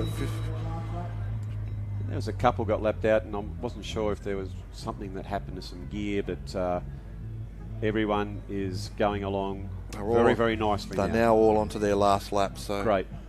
That's fantastic. So there is the vision coming down now towards the transition. This is where we spoke about. Very crucial. They're going to come little right-hander, sharp left. You can just see what lay before, and then a big left and see the dismount line up there. You've got to make a decision, get your feet out of your shoes and on top of them. James, there they go. James Corbett's already off the bike and dismount, and they are off and running. Brandon Copland, Saxon Morgan. He'd be happy to get off his borrowed bike. Yep. James Corbett. So it's Aussie 1, Kiwis 2 and 3. Jack Crome's just tailing off the back there, but Brandon Copeland, who's a bit of a gun at these transitions, and he's going to lead them into T2. He's pushing up now. Saxon Morgan's there, James Corbett. I was just about to say, great balance, and that's exactly what happened in the previous race. I hope it doesn't put him off, and the shoes coming on. And look at those new padded. Oh, dear, oh, dear. Copeland is away. Fantastic transition. Gee, that was good, wasn't it? Copeland got out well, didn't he? So the race in 2, right there, the 2 Aussie boys. Yeah. Jones, I think, was it close by? And Lachlan Jones right there. So Copeland first, Jock. Braden Mercer just left a little bit now. He's just moved past Saxon Morgan to move into 3rd. That's incredible. That is so crucial of a transition, Redders, because they all came in locked together, and they've come out, and there's a little bit of distance already. It's an 8-second spread between first and last. Wow, 8 seconds, and they came in locked up. And 5 seconds between second and third. So it is the 4th leg of triathlon, and that's 8 seconds you've got to make up now on the run. So extra energy you don't really want to spend, but fantastic start. But look at them, here they go. Here's our chase group coming in now. All right, I'll let you keep an eye on those times there, as it's Copeland and Jones, as we can see from above, that have gone out on the first 1.25 section of the race. They go out and turn, and it's a 10-kilometre sprint to the finish. Yeah, so we're hearing reports that Lachlan Jones has been training the house down. So yeah, he has. And we certainly know Brandon's abilities as well. So this is going to be an interesting race. And interesting that early, it looks a race to 2. But the other runners behind, they can't afford to panic. Absolutely. It's a long way to go. Yep. Need to just run their form. Callum McCluskey is now out onto the run course as well. So we'll try and get a gap there where that is. So he's gone out in 1:18.59. So they've dropped like a minute 20 he's got to make up on these 2. Okay. This is where it gets really exciting down at ground level. You can hear the enthusiasm, the crowd, because they're running. There's people along the run course, which is, as I said, 1.25 kilometres away. So they're getting a lot of feedback and encouragement every step of the way, Redders, which really does get into your mind and gives you a lift. There's no doubt about that. Yeah, so Brandon Copeland, who hails from northern New South Wales, does a lot of his training on the Gold Coast. he is looking good, along with Lachlan Jones. 1-2. So they're both in the elite race. Yep. Well, we had mentioned Copeland's form. 109 starts, 19 podiums and 9 wins. He was 24th in Dubai, 33rd in the championships. So not particularly high up, but we heard the block of training that he'd been doing is very, very good, which is similar to Lockie Jones as well. And there they are. It feels like third and fourth are just starting to sort of move up. They've sort of measured their effort and are now just sneaking up onto the back of these two before they get to the turnaround.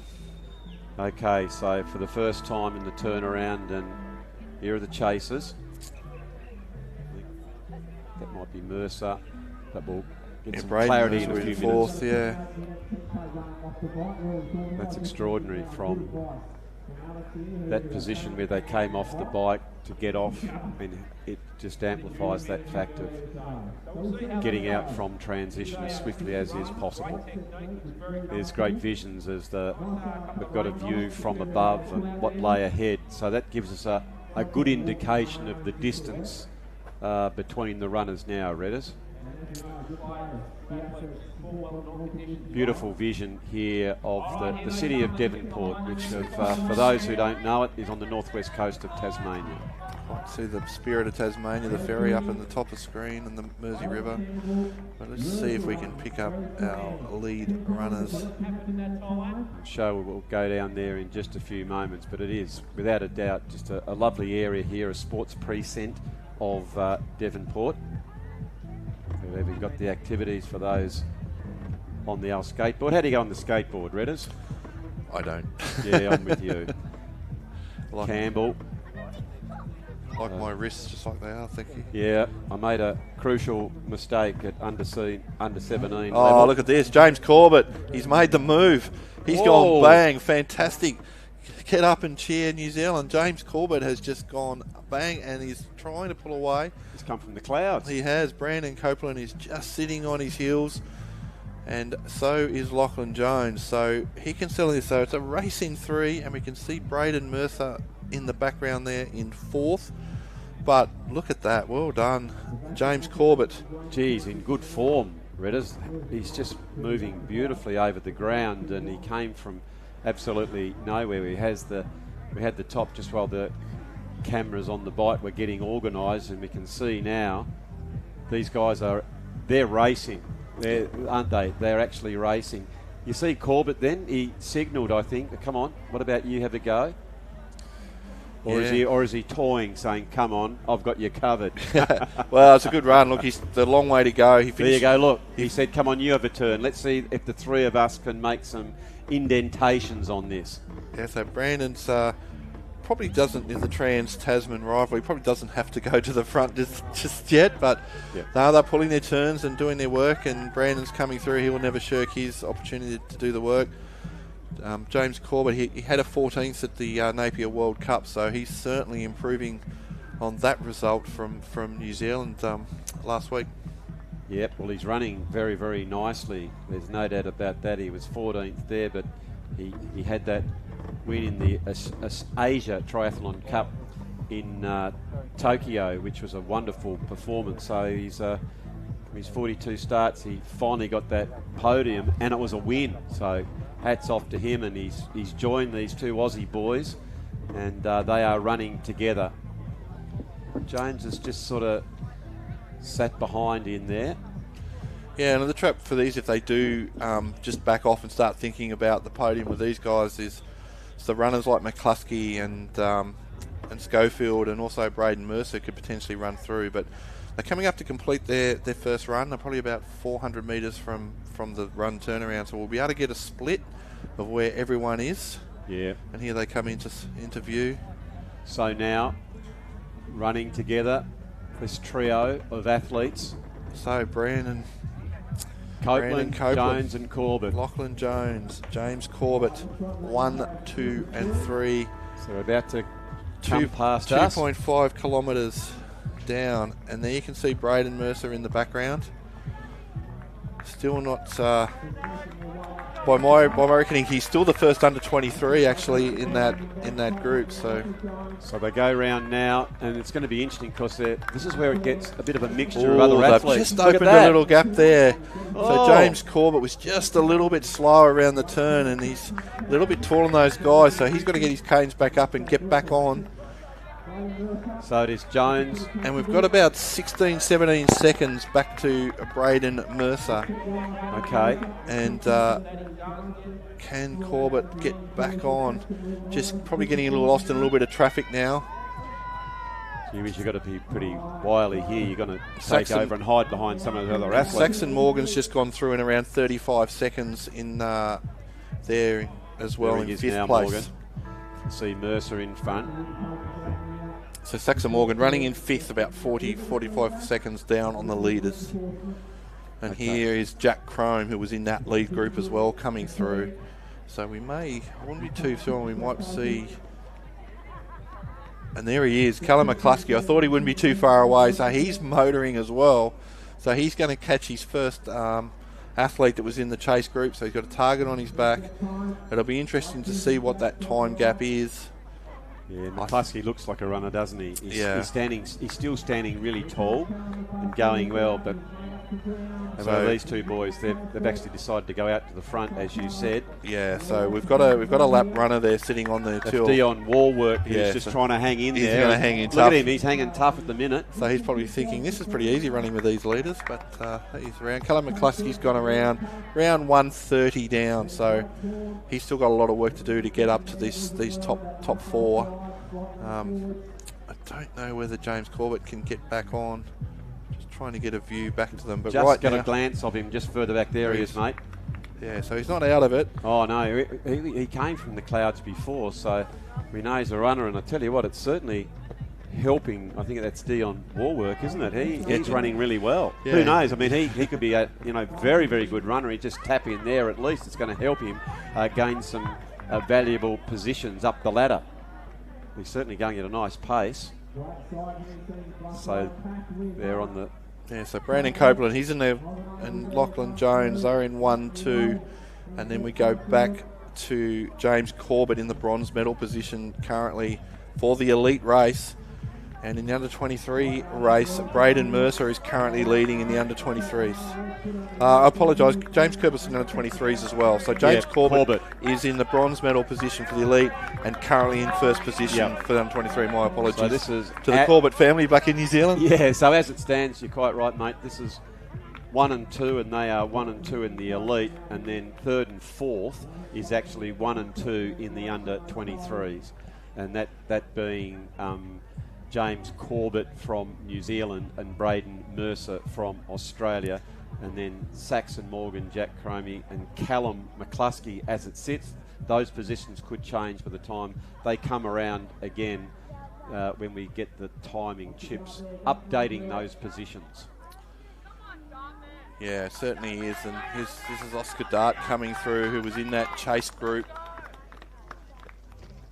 Young talented athlete from Victoria. And they go right in front of us. Just moving up from the junior ranks and really getting his first feel for the elite racing. And a lot of these athletes, as we know, haven't had that many 2-hour races under their belt. Jaden Schofield there as well. It certainly is a different beast. It's quite fascinating to understand the training for all of the different distances.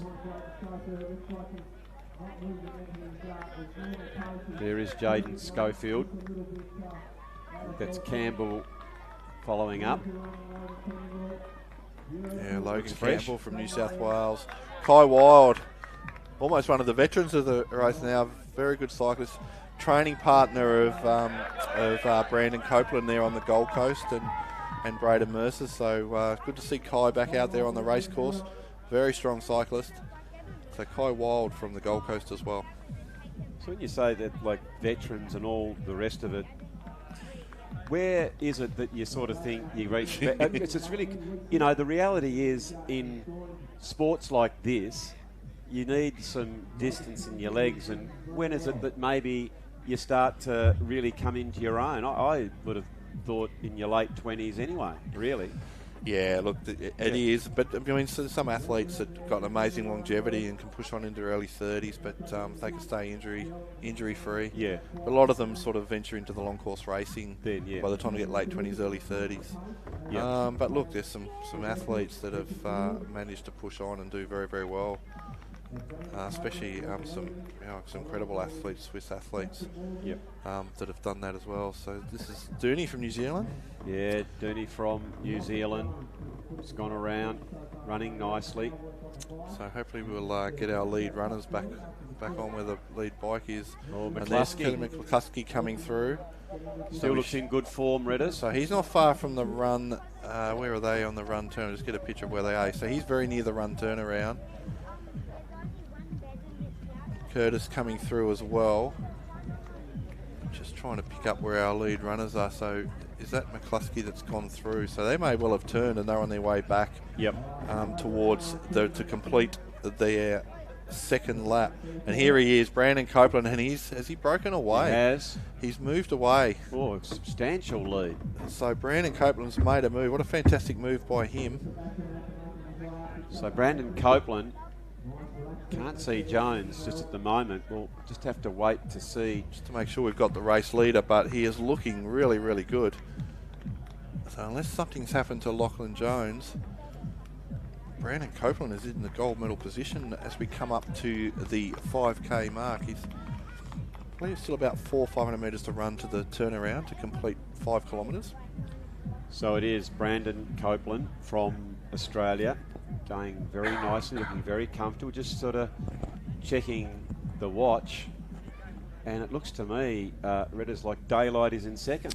Yeah, we're just getting a little bit of there we go. This is break better. up there.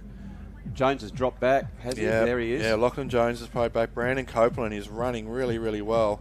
Little bit confusion. So the second Kiwi there, he's a lap down on the run. Tell you what, he's still going pretty well. I think that was young Dion Warwork, who we said was just hanging around, and there he goes. Well done, son. Yep. So James Corbett has moved into second.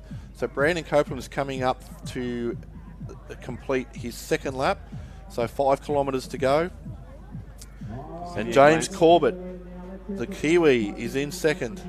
Yeah, he seems to have recovered. He's running very, very nice. You can see some keen encouragement. There's Corbett from New Zealand, and Jones in third, and just appears to be struggling slightly, Redders. Yeah, to lose that much time very quickly from Brandon Copeland. So 5K's down. Brandon Copeland's got 2 laps to go. He's running. His rhythm looks good. He does. He's a mature athlete now. He's done the work. Corbett goes around. We've got him at about James Corbett at about 12-13 seconds, and Lachlan Jones at about 18 to 19 seconds, and then just trying to pick up that athlete as well. And here comes Braden Mercer. He's at about 30 seconds from Copeland, but only about 10 seconds from Lachlan Jones. So he's got it. You can see the vision there. Tiring. So Braden Mercer is pacing himself well. He's got a target on his back. And we'll just see if we can see Callum McCluskey coming in. Saxon Morgan from that chase group as well. So here comes Saxon Morgan. He'll turn now and try and make his way up back towards Braden Mercer. Yeah, so we'll just get a little time split here. So Brandon Copeland's gone around in 1 hour 32.49. Yep. James Corbett's in second and first under 23 in 1 hour 33.04. Lachlan Jones currently in third in 1 hour 33.10. But Braden Mercer in 1 hour 33.22, so 12 seconds behind Lachlan Jones, and Braden Mercer is our second under 23, and then Saxon Morgan is in 5th place at 1 hour 33.56, and that is our top 5 at the moment.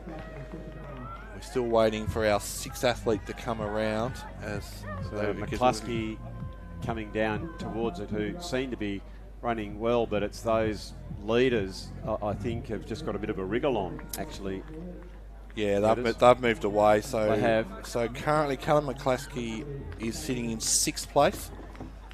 He's Jack going- Crome, I should say. Jack Crome's gone. Yep. We'll just wait for that timing. Yeah, Callum McCluskey, sorry, has gone through in 6th place, 1 hour 33 and 51, and then Henry McMicking from New Zealand, he's currently our 3rd under 23 with 5k to go. So the Kiwi is moving through as well as 3rd under 23. So in the under 23 race, Kiwi 1, Australia 2, Kiwi 3. Okay. And in our elite race, it's Brandon Copeland, James Corbett, and Lachlan Jones at the moment. Terrific racing here as the competitors are coming down to make their turn. Schofield, Williams, Curtis from New Zealand. It's a big turn. A lot of encouragement around this part of the course. Yeah, This great. is, start-finishing line. Grayson Westgate's just gone around from New Zealand as well, so he's the 4th under 23 through.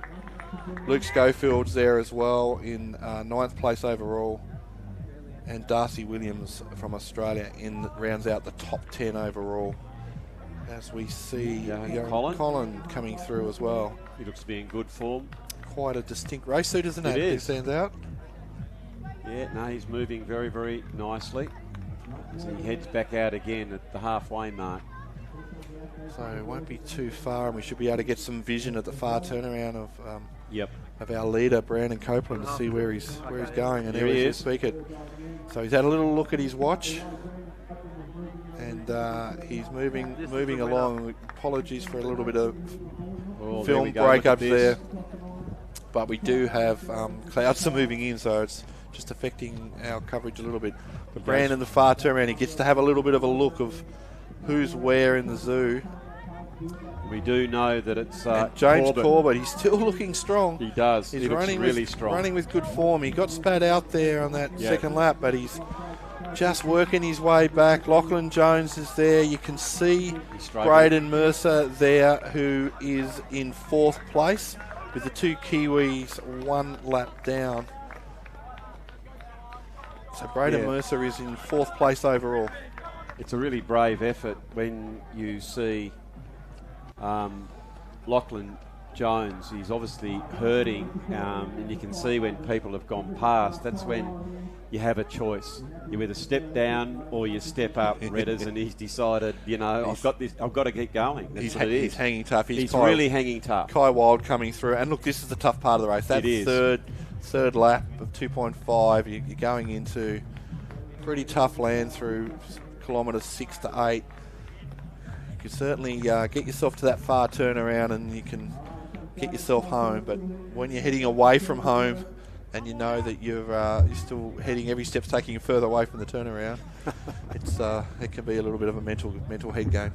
I have to say, love the second half of the race. You sort of think, and so races within races, you've done the first 5k, and then all right, it's the home stretch now. It's a long stretch, but at least you've turned, all right? You've done the hard yards. So there is Dart. Yeah, some of our under 23 athletes that are just really finding their way in the 2-hour race, and he'll come back stronger and better for it. So it's Oscar Dart. We've mentioned we had the 40th anniversary of the race, a bit of a celebration, and Oz Triathlon had a service to sport for the original race director in Royce Fairbrother, who's been a long time supporter of triathlon and development. And we had Brendan Sexton talking, and he talked about his first time in Devonport. Yep. And how he came and did this race and he got lapped out and couldn't finish the race. And then 4 or 5 years later he came back and won the race. So. Brilliant. And here's some of our spectators there. Well, they got the numbers on, so I reckon it could be up and about tomorrow. Could be. There'll be plenty of people here tomorrow in the age group. It is the Festival of Triathlon here in Devonport, running over the Friday, Saturday and the Sunday. The 40th anniversary of this great race in this beautiful city of Devonport. So Brandon Copeland, we can see there with the lead motorbike, and he's coming up past the Mersey River on Victoria Parade, and he's not that far from the turnaround to go into his last lap. So this is where it's going to get interesting for us to absolutely see the distance between these competitors. And get a time gap as well, because it's a little people on different laps of the course. They've certainly been shelled on that tough bike course, 40Ks, and so athletes are at different areas, but See the distance is stretching out there. Certainly looks like Brandon Copeland's running distinct running style, and he looks really, really relaxed. Does look good. He's got good cadence, got home courage. He's having a look around to see things. And he knows when he gets to this turnaround, a little check of the time, he knows that he's only got 2.5 kilometres to go. What a lovely thought, given you've put all of that section of the race behind you. So Brandon Copeland from Australia coming down to the turn for his last time, and he knows when he comes back there's no more turns, he goes straight to the finishing chicane. So little roll of the ankle there on that curve. Hope just he's away again. So Brandon Copeland, he is making every post a winner. He's heading off, 2.5 to go. Who's James Corbett? Here he comes. They pass each other, they give each other a little yes, so there's James Corbett. So he's at about 22, 23 seconds behind Copeland. So he's got one lap to go as well. And here's Braden Mercer coming in. He's moved in. I'll just see what I missed in the camera in front of us in the short view. Here goes Mercer coming around. And he's at about 42 seconds, Braden Mercer. I did miss Lachlan Jones. So Lachlan Jones has turned. So Lachlan Jones is going through there. He is there. So Brandon Copeland, James Corbett, Lachlan Jones, Braden Mercer.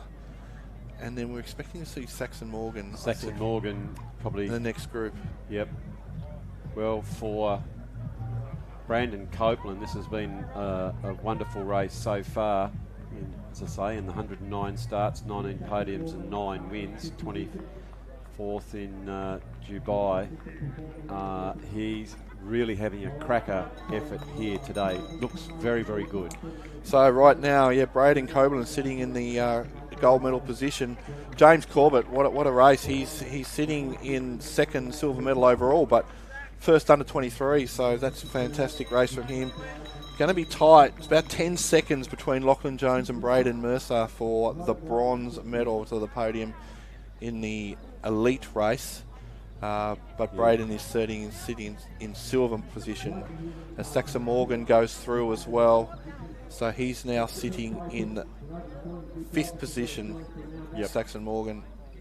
Jones is really hanging tough, isn't he? He is. You know, he was overtaken and he dropped back, and then he just found something to keep that momentum going forward and at a good pace. He has that never give it away attitude. So this is our Here's McCluskey just coming up. It's McKeeking. So this is 6th, the battle for 6th and 7th. Callum McCluskey goes around, and Henry McMeeking from New Zealand. He's an under 23 athlete as well. McCluskey goes out wide, trying to overtake his competitor there. Kurt Wesley from Western Australia coming through. Well done by him as he rounds that head back out again. Getting great encouragement. He's just put the 2 fingers up. That wasn't the peace sign. That's to say he's got to go round again. Yeah, so Henry McKeeking is doing really well. He's sitting in the bronze medal for the under 23 race. Okay. So 7th overall, but in 3rd place for under 23s. So we're starting to tighten up. There is Luke Schofield coming Luke through. Schofield, isn't it? Yep. So Grayson Westgate's gone through. Luke Schofield will be going through shortly. It's really interesting. You can see down here in front of us, they all start to stand up and move towards that chicane with anticipation of the runners coming down as they get to the bell lap.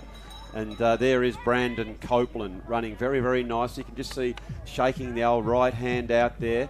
We'll just keep an eye on Corbett. Isn't quite in vision yet, and he's running very nicely, Redders. He's looking well. He's under control. He's got nice canes. He's checking his time and his splits. trains with Dan Atkins up there on the Gold Coast, trains with Matthew Hauser and also Braden Mercer. So he's this is a bit of a breakout result for him here. So it certainly is, as he's turned on to the last section of his race, the last 1.25, as James Corbett comes down for his turn. As we can see, just Jones behind him. And then it'll be interesting to see if Mercer's made any impression on Lachlan Jones. Most impressed by young Lachlan Jones. Yeah, he's hanging really tough, isn't he?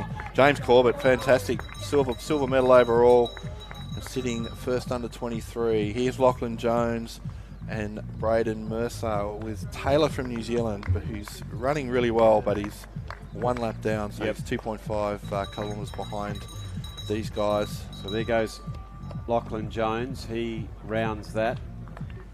William Taylor from New Zealand going through, just as Braden Mercer goes around. But here is our leader, Brandon Copeland, who is heading back down towards the chicane if there isn't going to be any other challenge. And I tell you what, he looks every point a winner from here, Redders. Yeah, he's looking really strong and composed. He's running really well. There's the young fella that we had a few minutes ago. That's that Dion Warwork who was keeping up with the leaders, and he's just dropped off the pace slightly as Rowan Hickey was going through there as well. So we can hear the bell. That's giving everyone the acknowledgement that they're coming around for their last lap. We'll hopefully get back to Braden Copeland, as we can see him here running really, really nicely. Yeah, coming past the Maritime Museum there. So he's probably about 800 metres to go from there. Just seems to be shaking that right wrist a few times. Yeah, what do you think that'll be? Just relaxing the arm, just a little. Hopefully there's nothing relax the shoulders. Happening. I think it's just a relaxation thing, as we can get the vision of him running back towards that finishing line.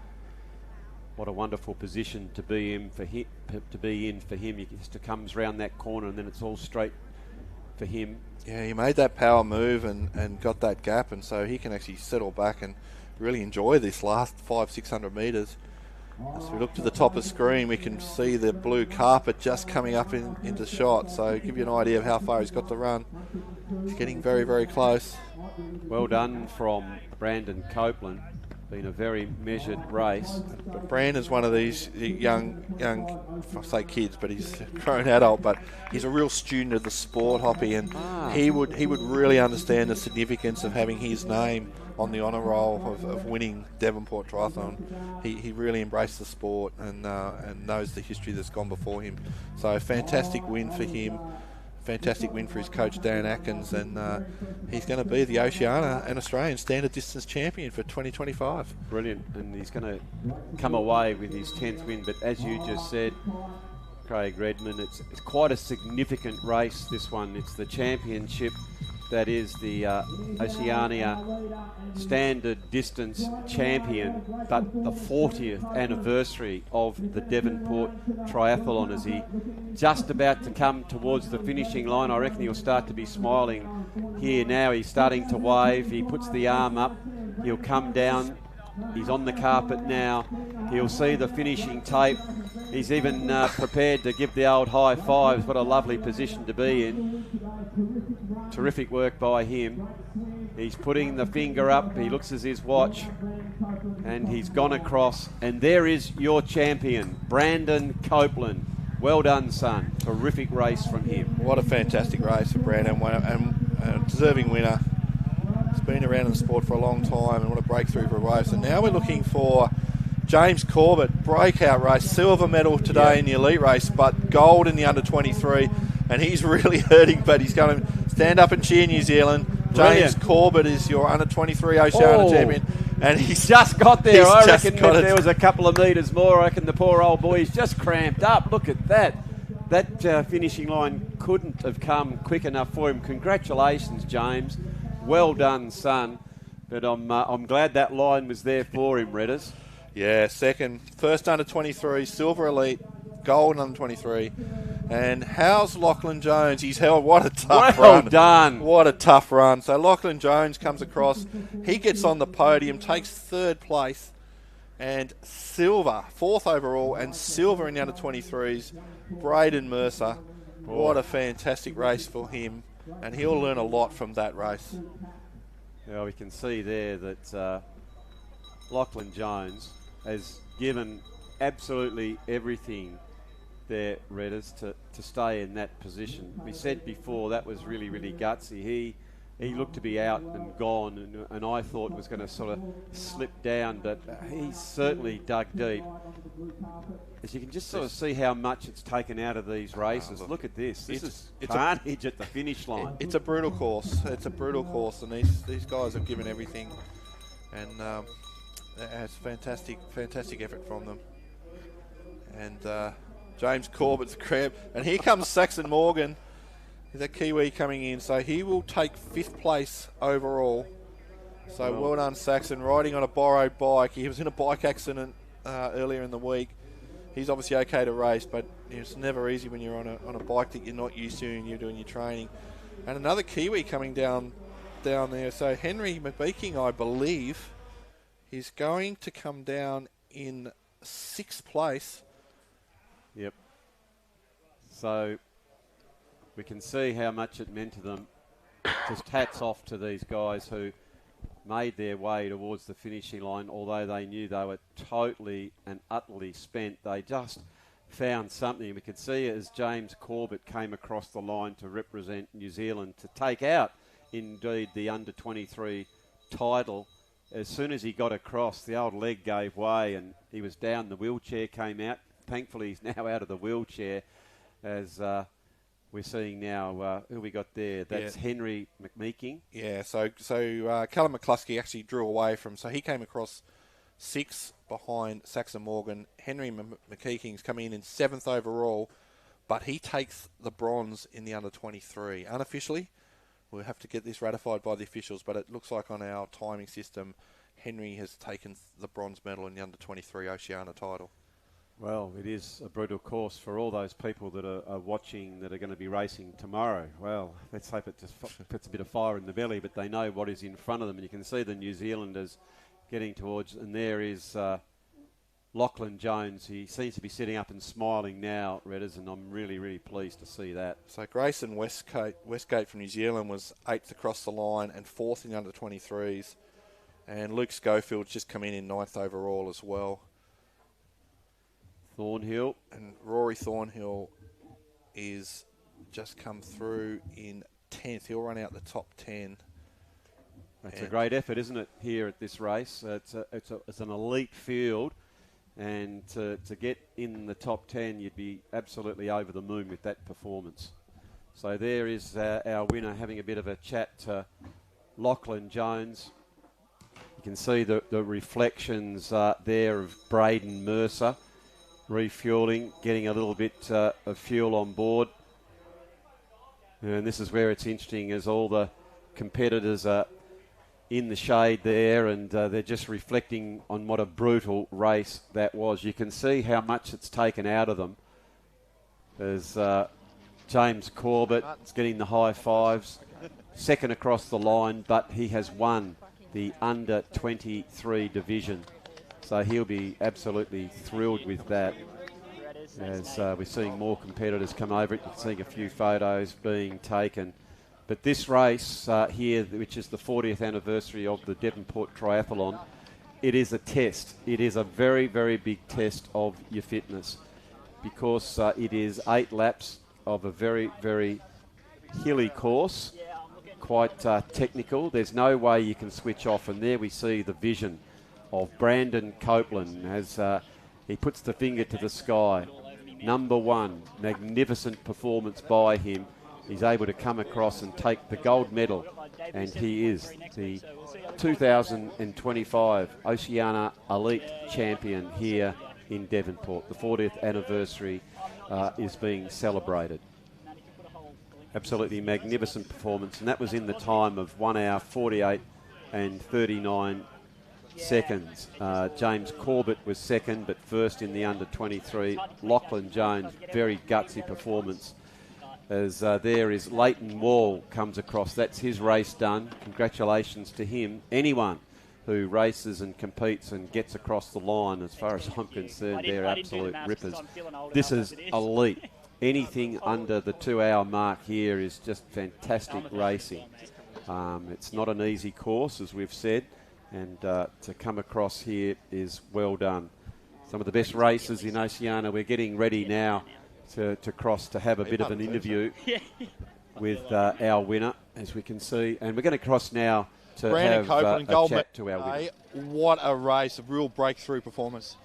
Yeah, mate, I'm pretty stoked for that one. It's a tough sport. It's hard to get all three legs firing at once, and today it came together, so I'm super grateful. It's been a while since I've got a win, so it's just nice to put the arms up again, to be honest, mate. Yeah, look, we were talking in the race how you were prominent in the swim, you rode really good position on the bike, but that run, you had James Corbett come up beside you and then you broke away. What a fantastic way. Mate, James Corbett flew past about a K&a-half into the run, and I was like, far out, I hope he can't hold this, because I know I can't, so thank God I sort of found my form again, and yeah, I was really happy with that run. You've come here many times as a junior and under-23 and as a lead athlete, so you know Devonport really, really well. It's the 40th anniversary. What does it feel like to get your name on with those race winners in the 40th race of the Devonport Triathlon? Yeah, mate, it's pretty special. I mean, if you look back at the honour roll of this race, it's stacked with Aussie and Kiwi talent. So, mate, I'm absolutely over the moon to win. I won this race in 2018, and that's as an elite, which is a bit scary. It's now 2025, so I am starting to feel like one of the veterans. But yeah, happy to get a win any way possible. I can't believe I'm calling you a veteran. So, look, you obviously had some really good miles in the legs because you're getting ready for a 70.3 next week in Geelong. So tell us about how your training's going. Yeah, I've been basically just training on the TT bike since Abu Dhabi, and I got on the road bike on Wednesday and I felt really strong. So hopefully there's a bit of a translation there. And yeah, I've really got no expectations for next week. It's a whole different ball game, but just want to start dipping my toes into that longer sort of race. And I might be good, I might be absolutely terrible, but there's only one way to find out, you know. You had some of your squad training members in that lead group with you. So what was it like having to work that group and with the Kiwi boys? Were you all working really well together? Yeah, it was really good. It was really cohesive. We never really came off it. We had a good group. I think 6 is about the perfect number of athletes. Like, had some good guys with me, and we're all really motivated to work hard. And training with Braden Mercer, he's on a tear at the moment, and he's got a big future for sure. So, I mean, I might not be beating him for much longer, but I got the one today, so I'll take it. Congratulations, gold medal, Oceania Australian champion. Well done, Brandon Copeland. Thanks, Redders. Appreciate it, mate. Thanks to everyone for coming out, family, supporters, friends. Couldn't do it without you all. Well done. Thanks, mate. Cheers. It was great to hear the thoughts and insights into that race from Brandon Copeland. Again, our winner here in Devonport in the Oceania Elite Division of the men's standard competition, which comprises of the 1.5 kilometre swim, the 40 kilometre bike ride, and the 10 kilometre run. And you can see down there at the finishing line now, everyone's happy. They've exerted and given everything. They've left it all out in the track as it's getting now down towards that 2 hour mark, as all of our athletes have worked so hard to get themselves to the line. It's Wild of Australia just coming across in 1:58.20. Well done by him, as well as Hickey. And I believe we've got another interview over there. I think it'll be with James Corbett, and let's go over to Craig Redmond to hear that chat. James Corbett, silver in the elite race, but gold in the under-23. What a breakthrough performance. I'm on cloud 9 right now. I don't even know what to feel, don't know how to think. I mean, that was probably the most dramatic finishing straight ever, but I caught up to Braden and Lockie halfway through the run, and I was like, I'm going to let this dog out in me. And, and I regretted it 20 seconds later. My legs just seized up. And then I was just playing defensive the rest of the run. I tried to just stay on that line of cramp, come down, cramp, come down, cramp, come down. And then I saw the Kiwi boys, all the junior boys on the sideline down that finishing straight. And I, clicked out of that race mode, and bang, it was just the rush of cramp just hit my whole body. And I was, if that was 100 meters longer, I think Lockie would have came back and got me. So pretty grateful. And yeah, I'm cloud nine. It was an impressive performance. You swam towards the front. You made that front group. You guys look like you're working really well. How'd you feel on the North Street Hill? Well, in the swim, I felt like the biggest pest, actually. Like, I was bumping into Braden and Lockie the whole time, but I was like, I'm with the big boys here. Like, I'm not giving up any room now. Like, I felt like this is it's been a long time of, like, really good training data and stuff, and never really being able to execute it in a race. So to put one together today was just, and I was so stressed all day. And the hill was, sorry, back to the question. The hill was really good. It was definitely really steep, and the boys, there was a lot of communication, and we decided to like ramp the flat bits, and then we'll just like get up it as a group up the hill. So I never really felt too bad or anything on the hill. It was just more of like, get up it and then like let's hit the flat. Yeah. Well, fantastic race. You're the Oceania Under-23 champion. Your silver medal in the elite.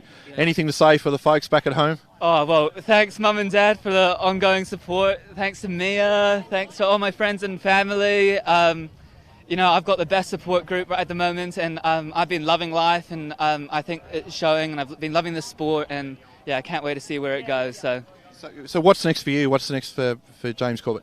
Well, that's a pretty big result, so I'm going to probably have a look back at the calendar, and I feel on cloud 9 right now, so I feel like I could take on the world, so, might go and look at doing some World Cups or something, but I'm on cloud 9 right now, and I'm so grateful to have done this race and everything. But James Corbett, congratulations and good luck for the rest of the year. Thank you.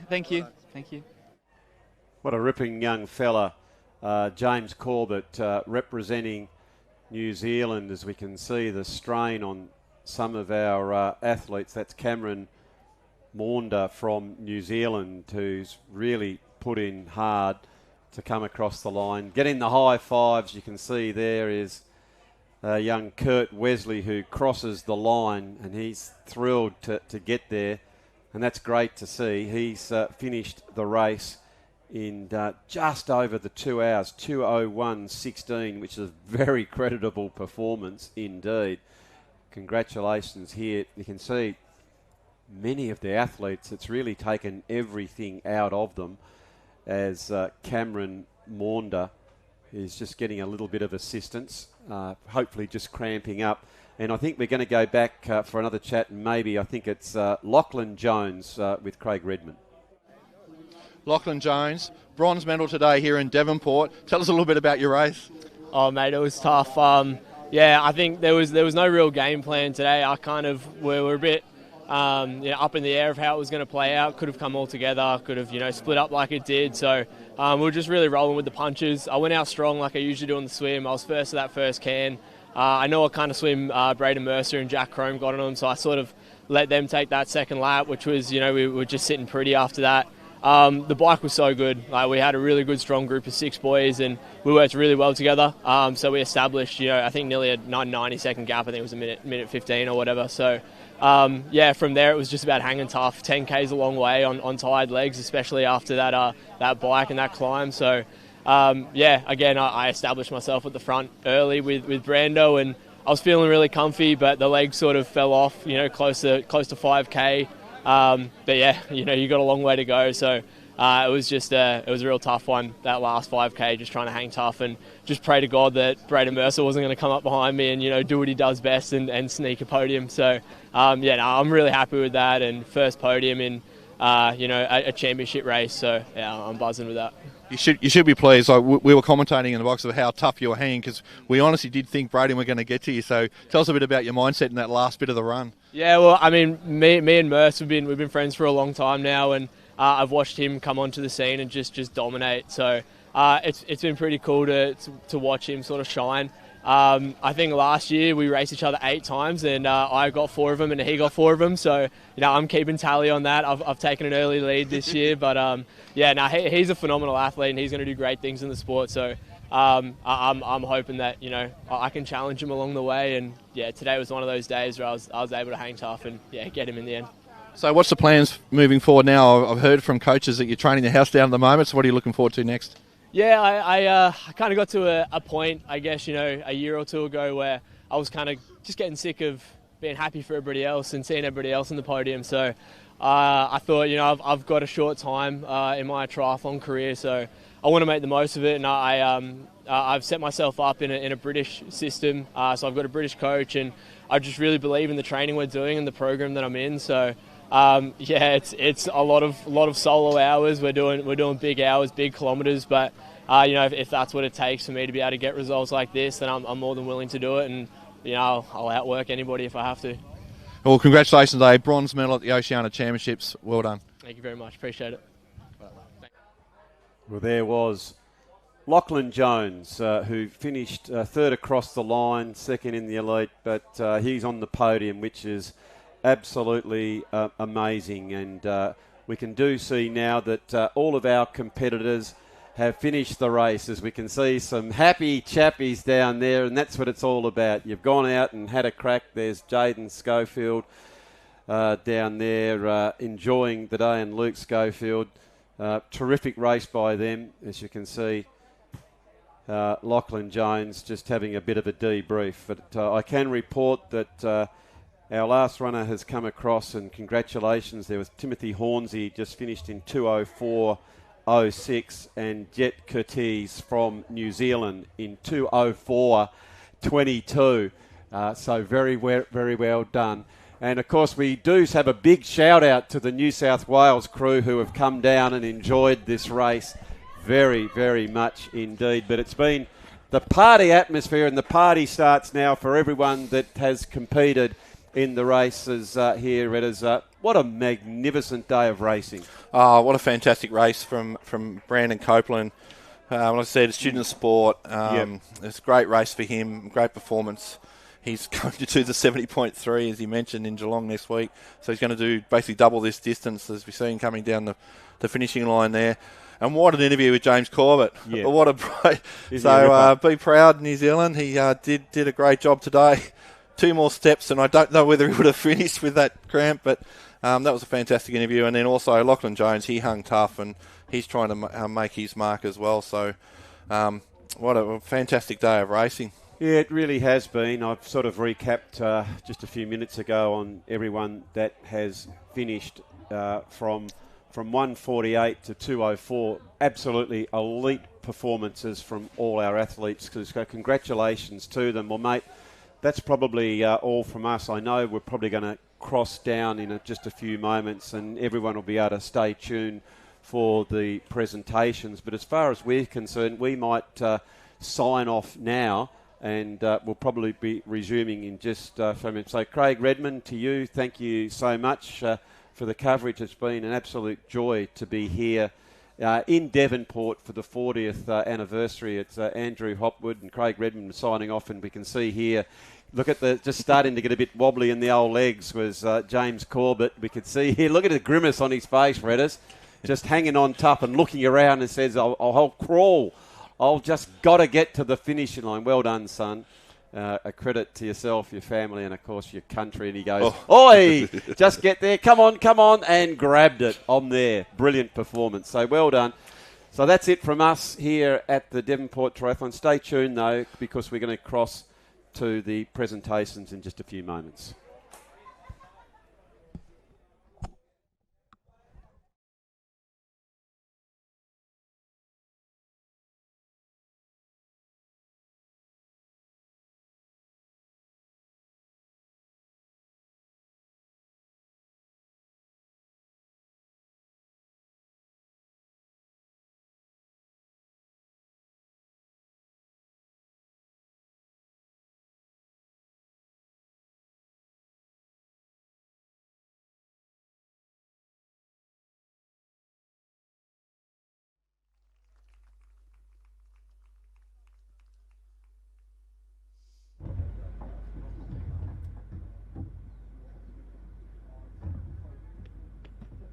Thanks, Claire.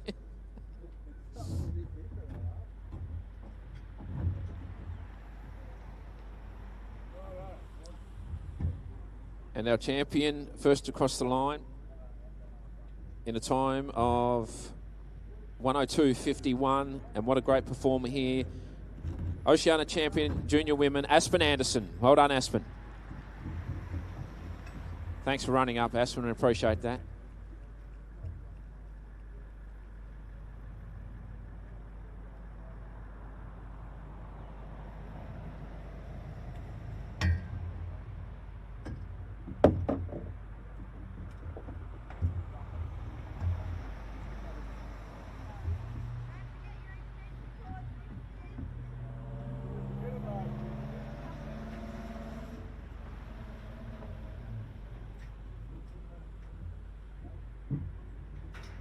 Well done to our Oceania junior women.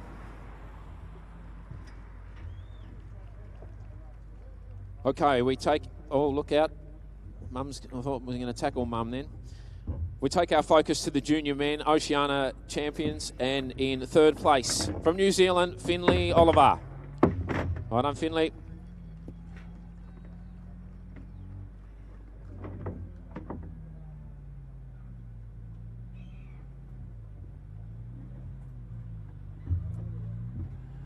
So definitely just a passing shower.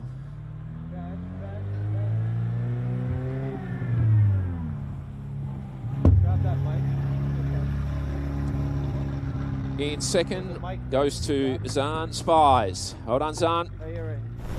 Catch.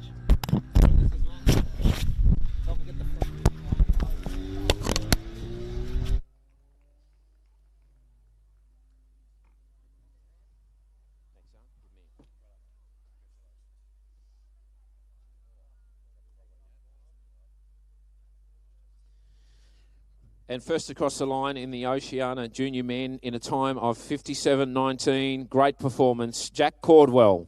Well done, Jack.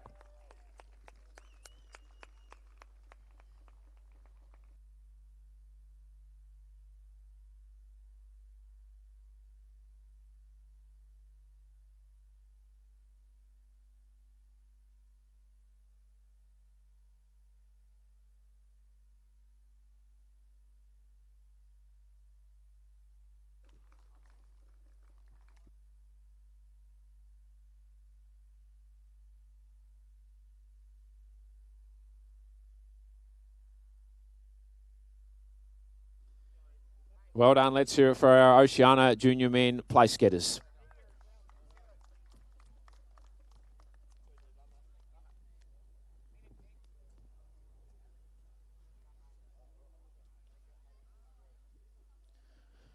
Okay, so we're going to go to the under-23 women official results. And in this, we have the Oceania results, and we also have the Australian Championships results. So there'll be two lot of presentations here. Some of you may be asked to stay up here.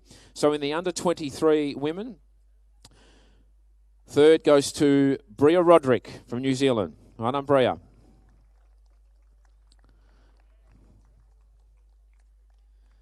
Pressed to see, still got the New Zealand suit on there, Bria.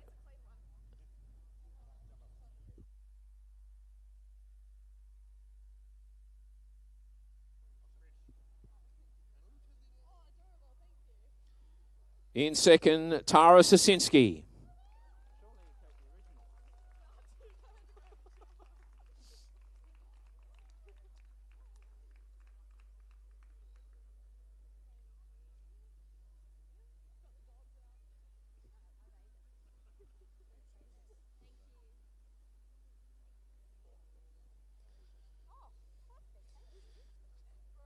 And first across the line in the under-23 women in a time of 2:02.55. Great performance today. Let's hear it for Rochelle Hill.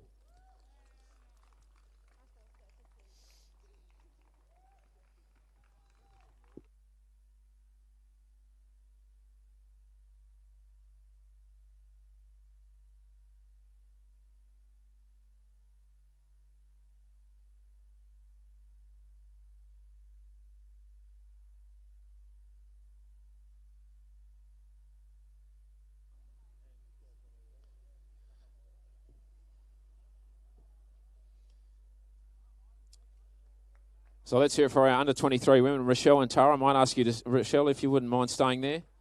That'd be lovely. Thank you. And Rochelle and Tara are going to stay up here first and second in the Australian Championships. So, Craig, if you could just present it. And I'll call on Zoe in third position, Zoe Clark. So, Zoe, if you could come up third place in the standard distance in the Australian Championships. If Zoe's around.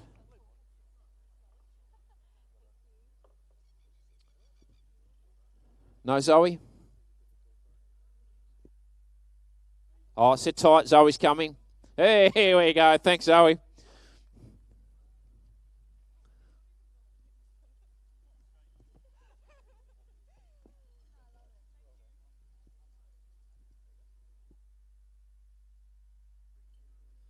So well done to Rochelle, Tara and Zoe, the standard distance Australian champions, under 23 women. You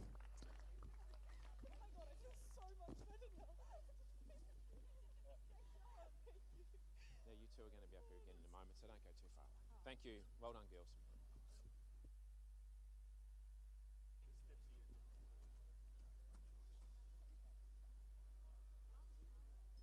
Okay, we now go to the elite women for the standard distance.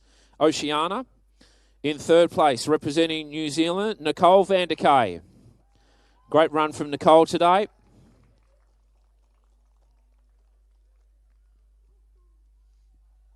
Still running.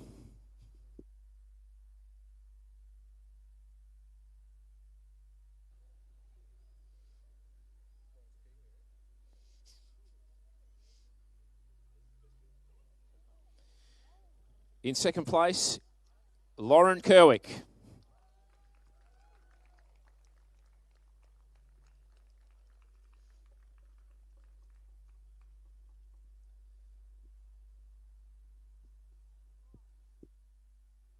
Bit tight, Lauren.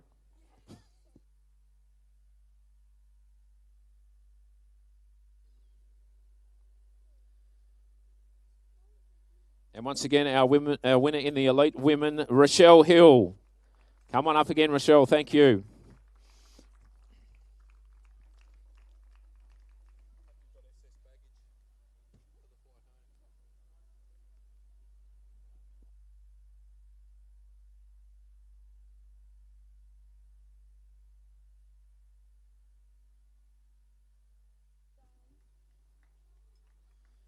So let's hear it for our elite women in the Oceania Championships place getters. And I'll ask Rochelle again and to stay, and Lauren, and also Tara, if you could please come back up. So Australian Championship standard distance. Tara was in third, Lauren in second, and Rochelle was first across the line. Thank you for your patience.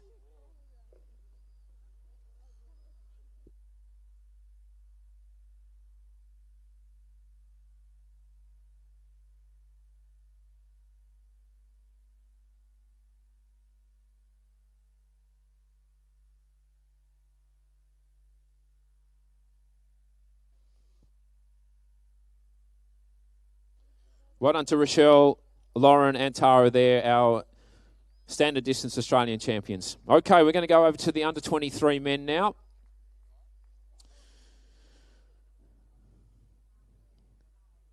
In third place, representing New Zealand, Henry McMecking.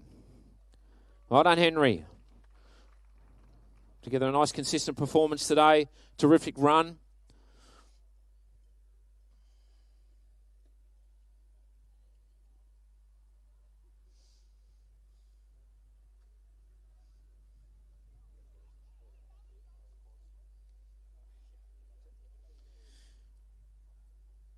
In second place, representing Australia, Braden Mercer.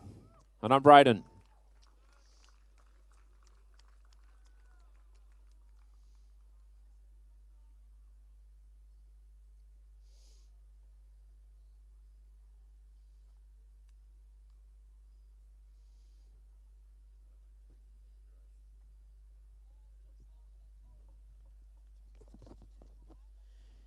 And our winner in the Oceania under 23 standard distance, representing New Zealand in a time of 1:49.07. Let's hear it for James Corbett.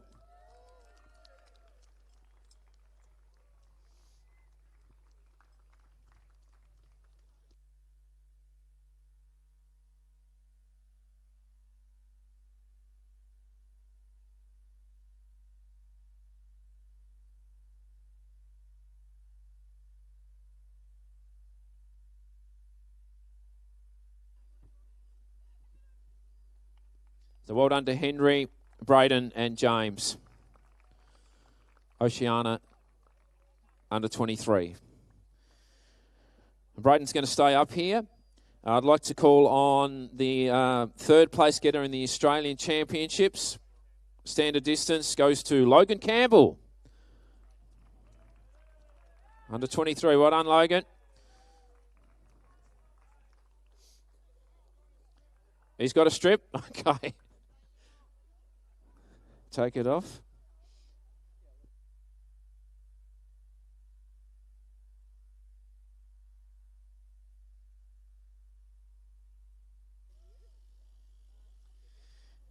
Second in the under 23 goes to Rory Thornhill.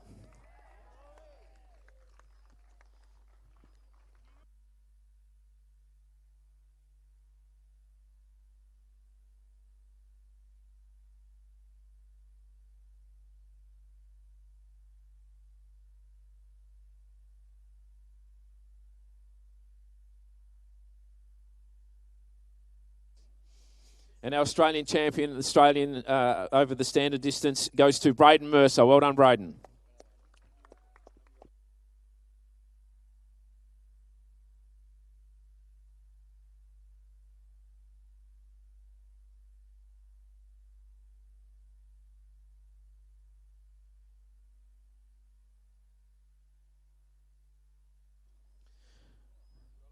Well done to Logan, Rory and Braden. Good stuff. All right, we turn our focus to the Elite Men Oceania Championships. In third place, representing Australia, Lachlan Jones. Well done, Lachlan.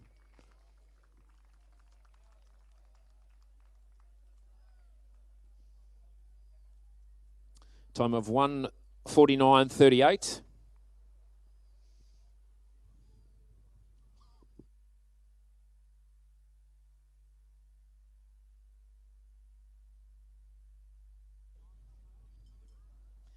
In second place, again, we're calling back up, representing New Zealand, James Corbett.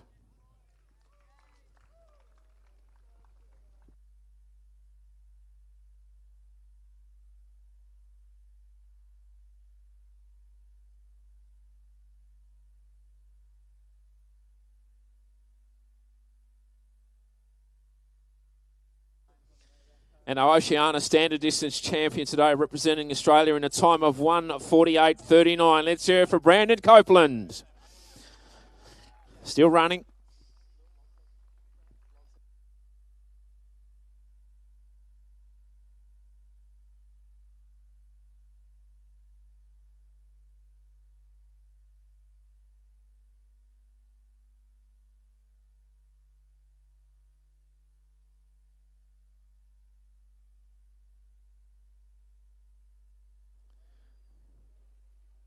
So well done to our elite men, Lachlan, James and Brandon.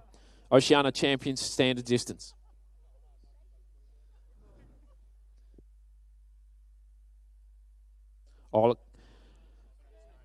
So Australian Championships standard distance. Third place goes to Braden Mercer. So Braden, if you can come back up, thank you. Let's hear it for Braden.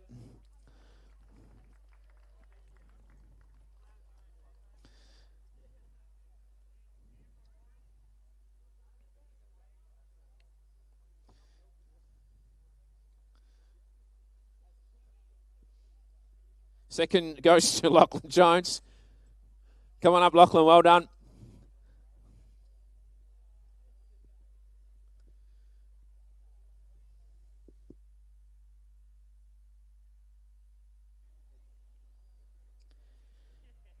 And our Australian standard distance champion, Brandon Copeland. Well done to Braden, Lachlan and Brandon.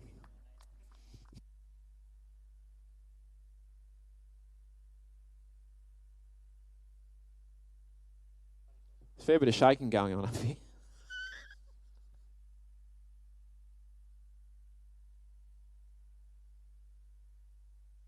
All right, well done to everyone today. Thank you to all our triathletes. Great performance. As I said earlier, passing shower. Enjoy the evening, and we'll see you all back tomorrow for the mixed team relay State of Origin. We've also got a local event on and a kids race in the morning. Thank you, and have a good evening. See you tomorrow.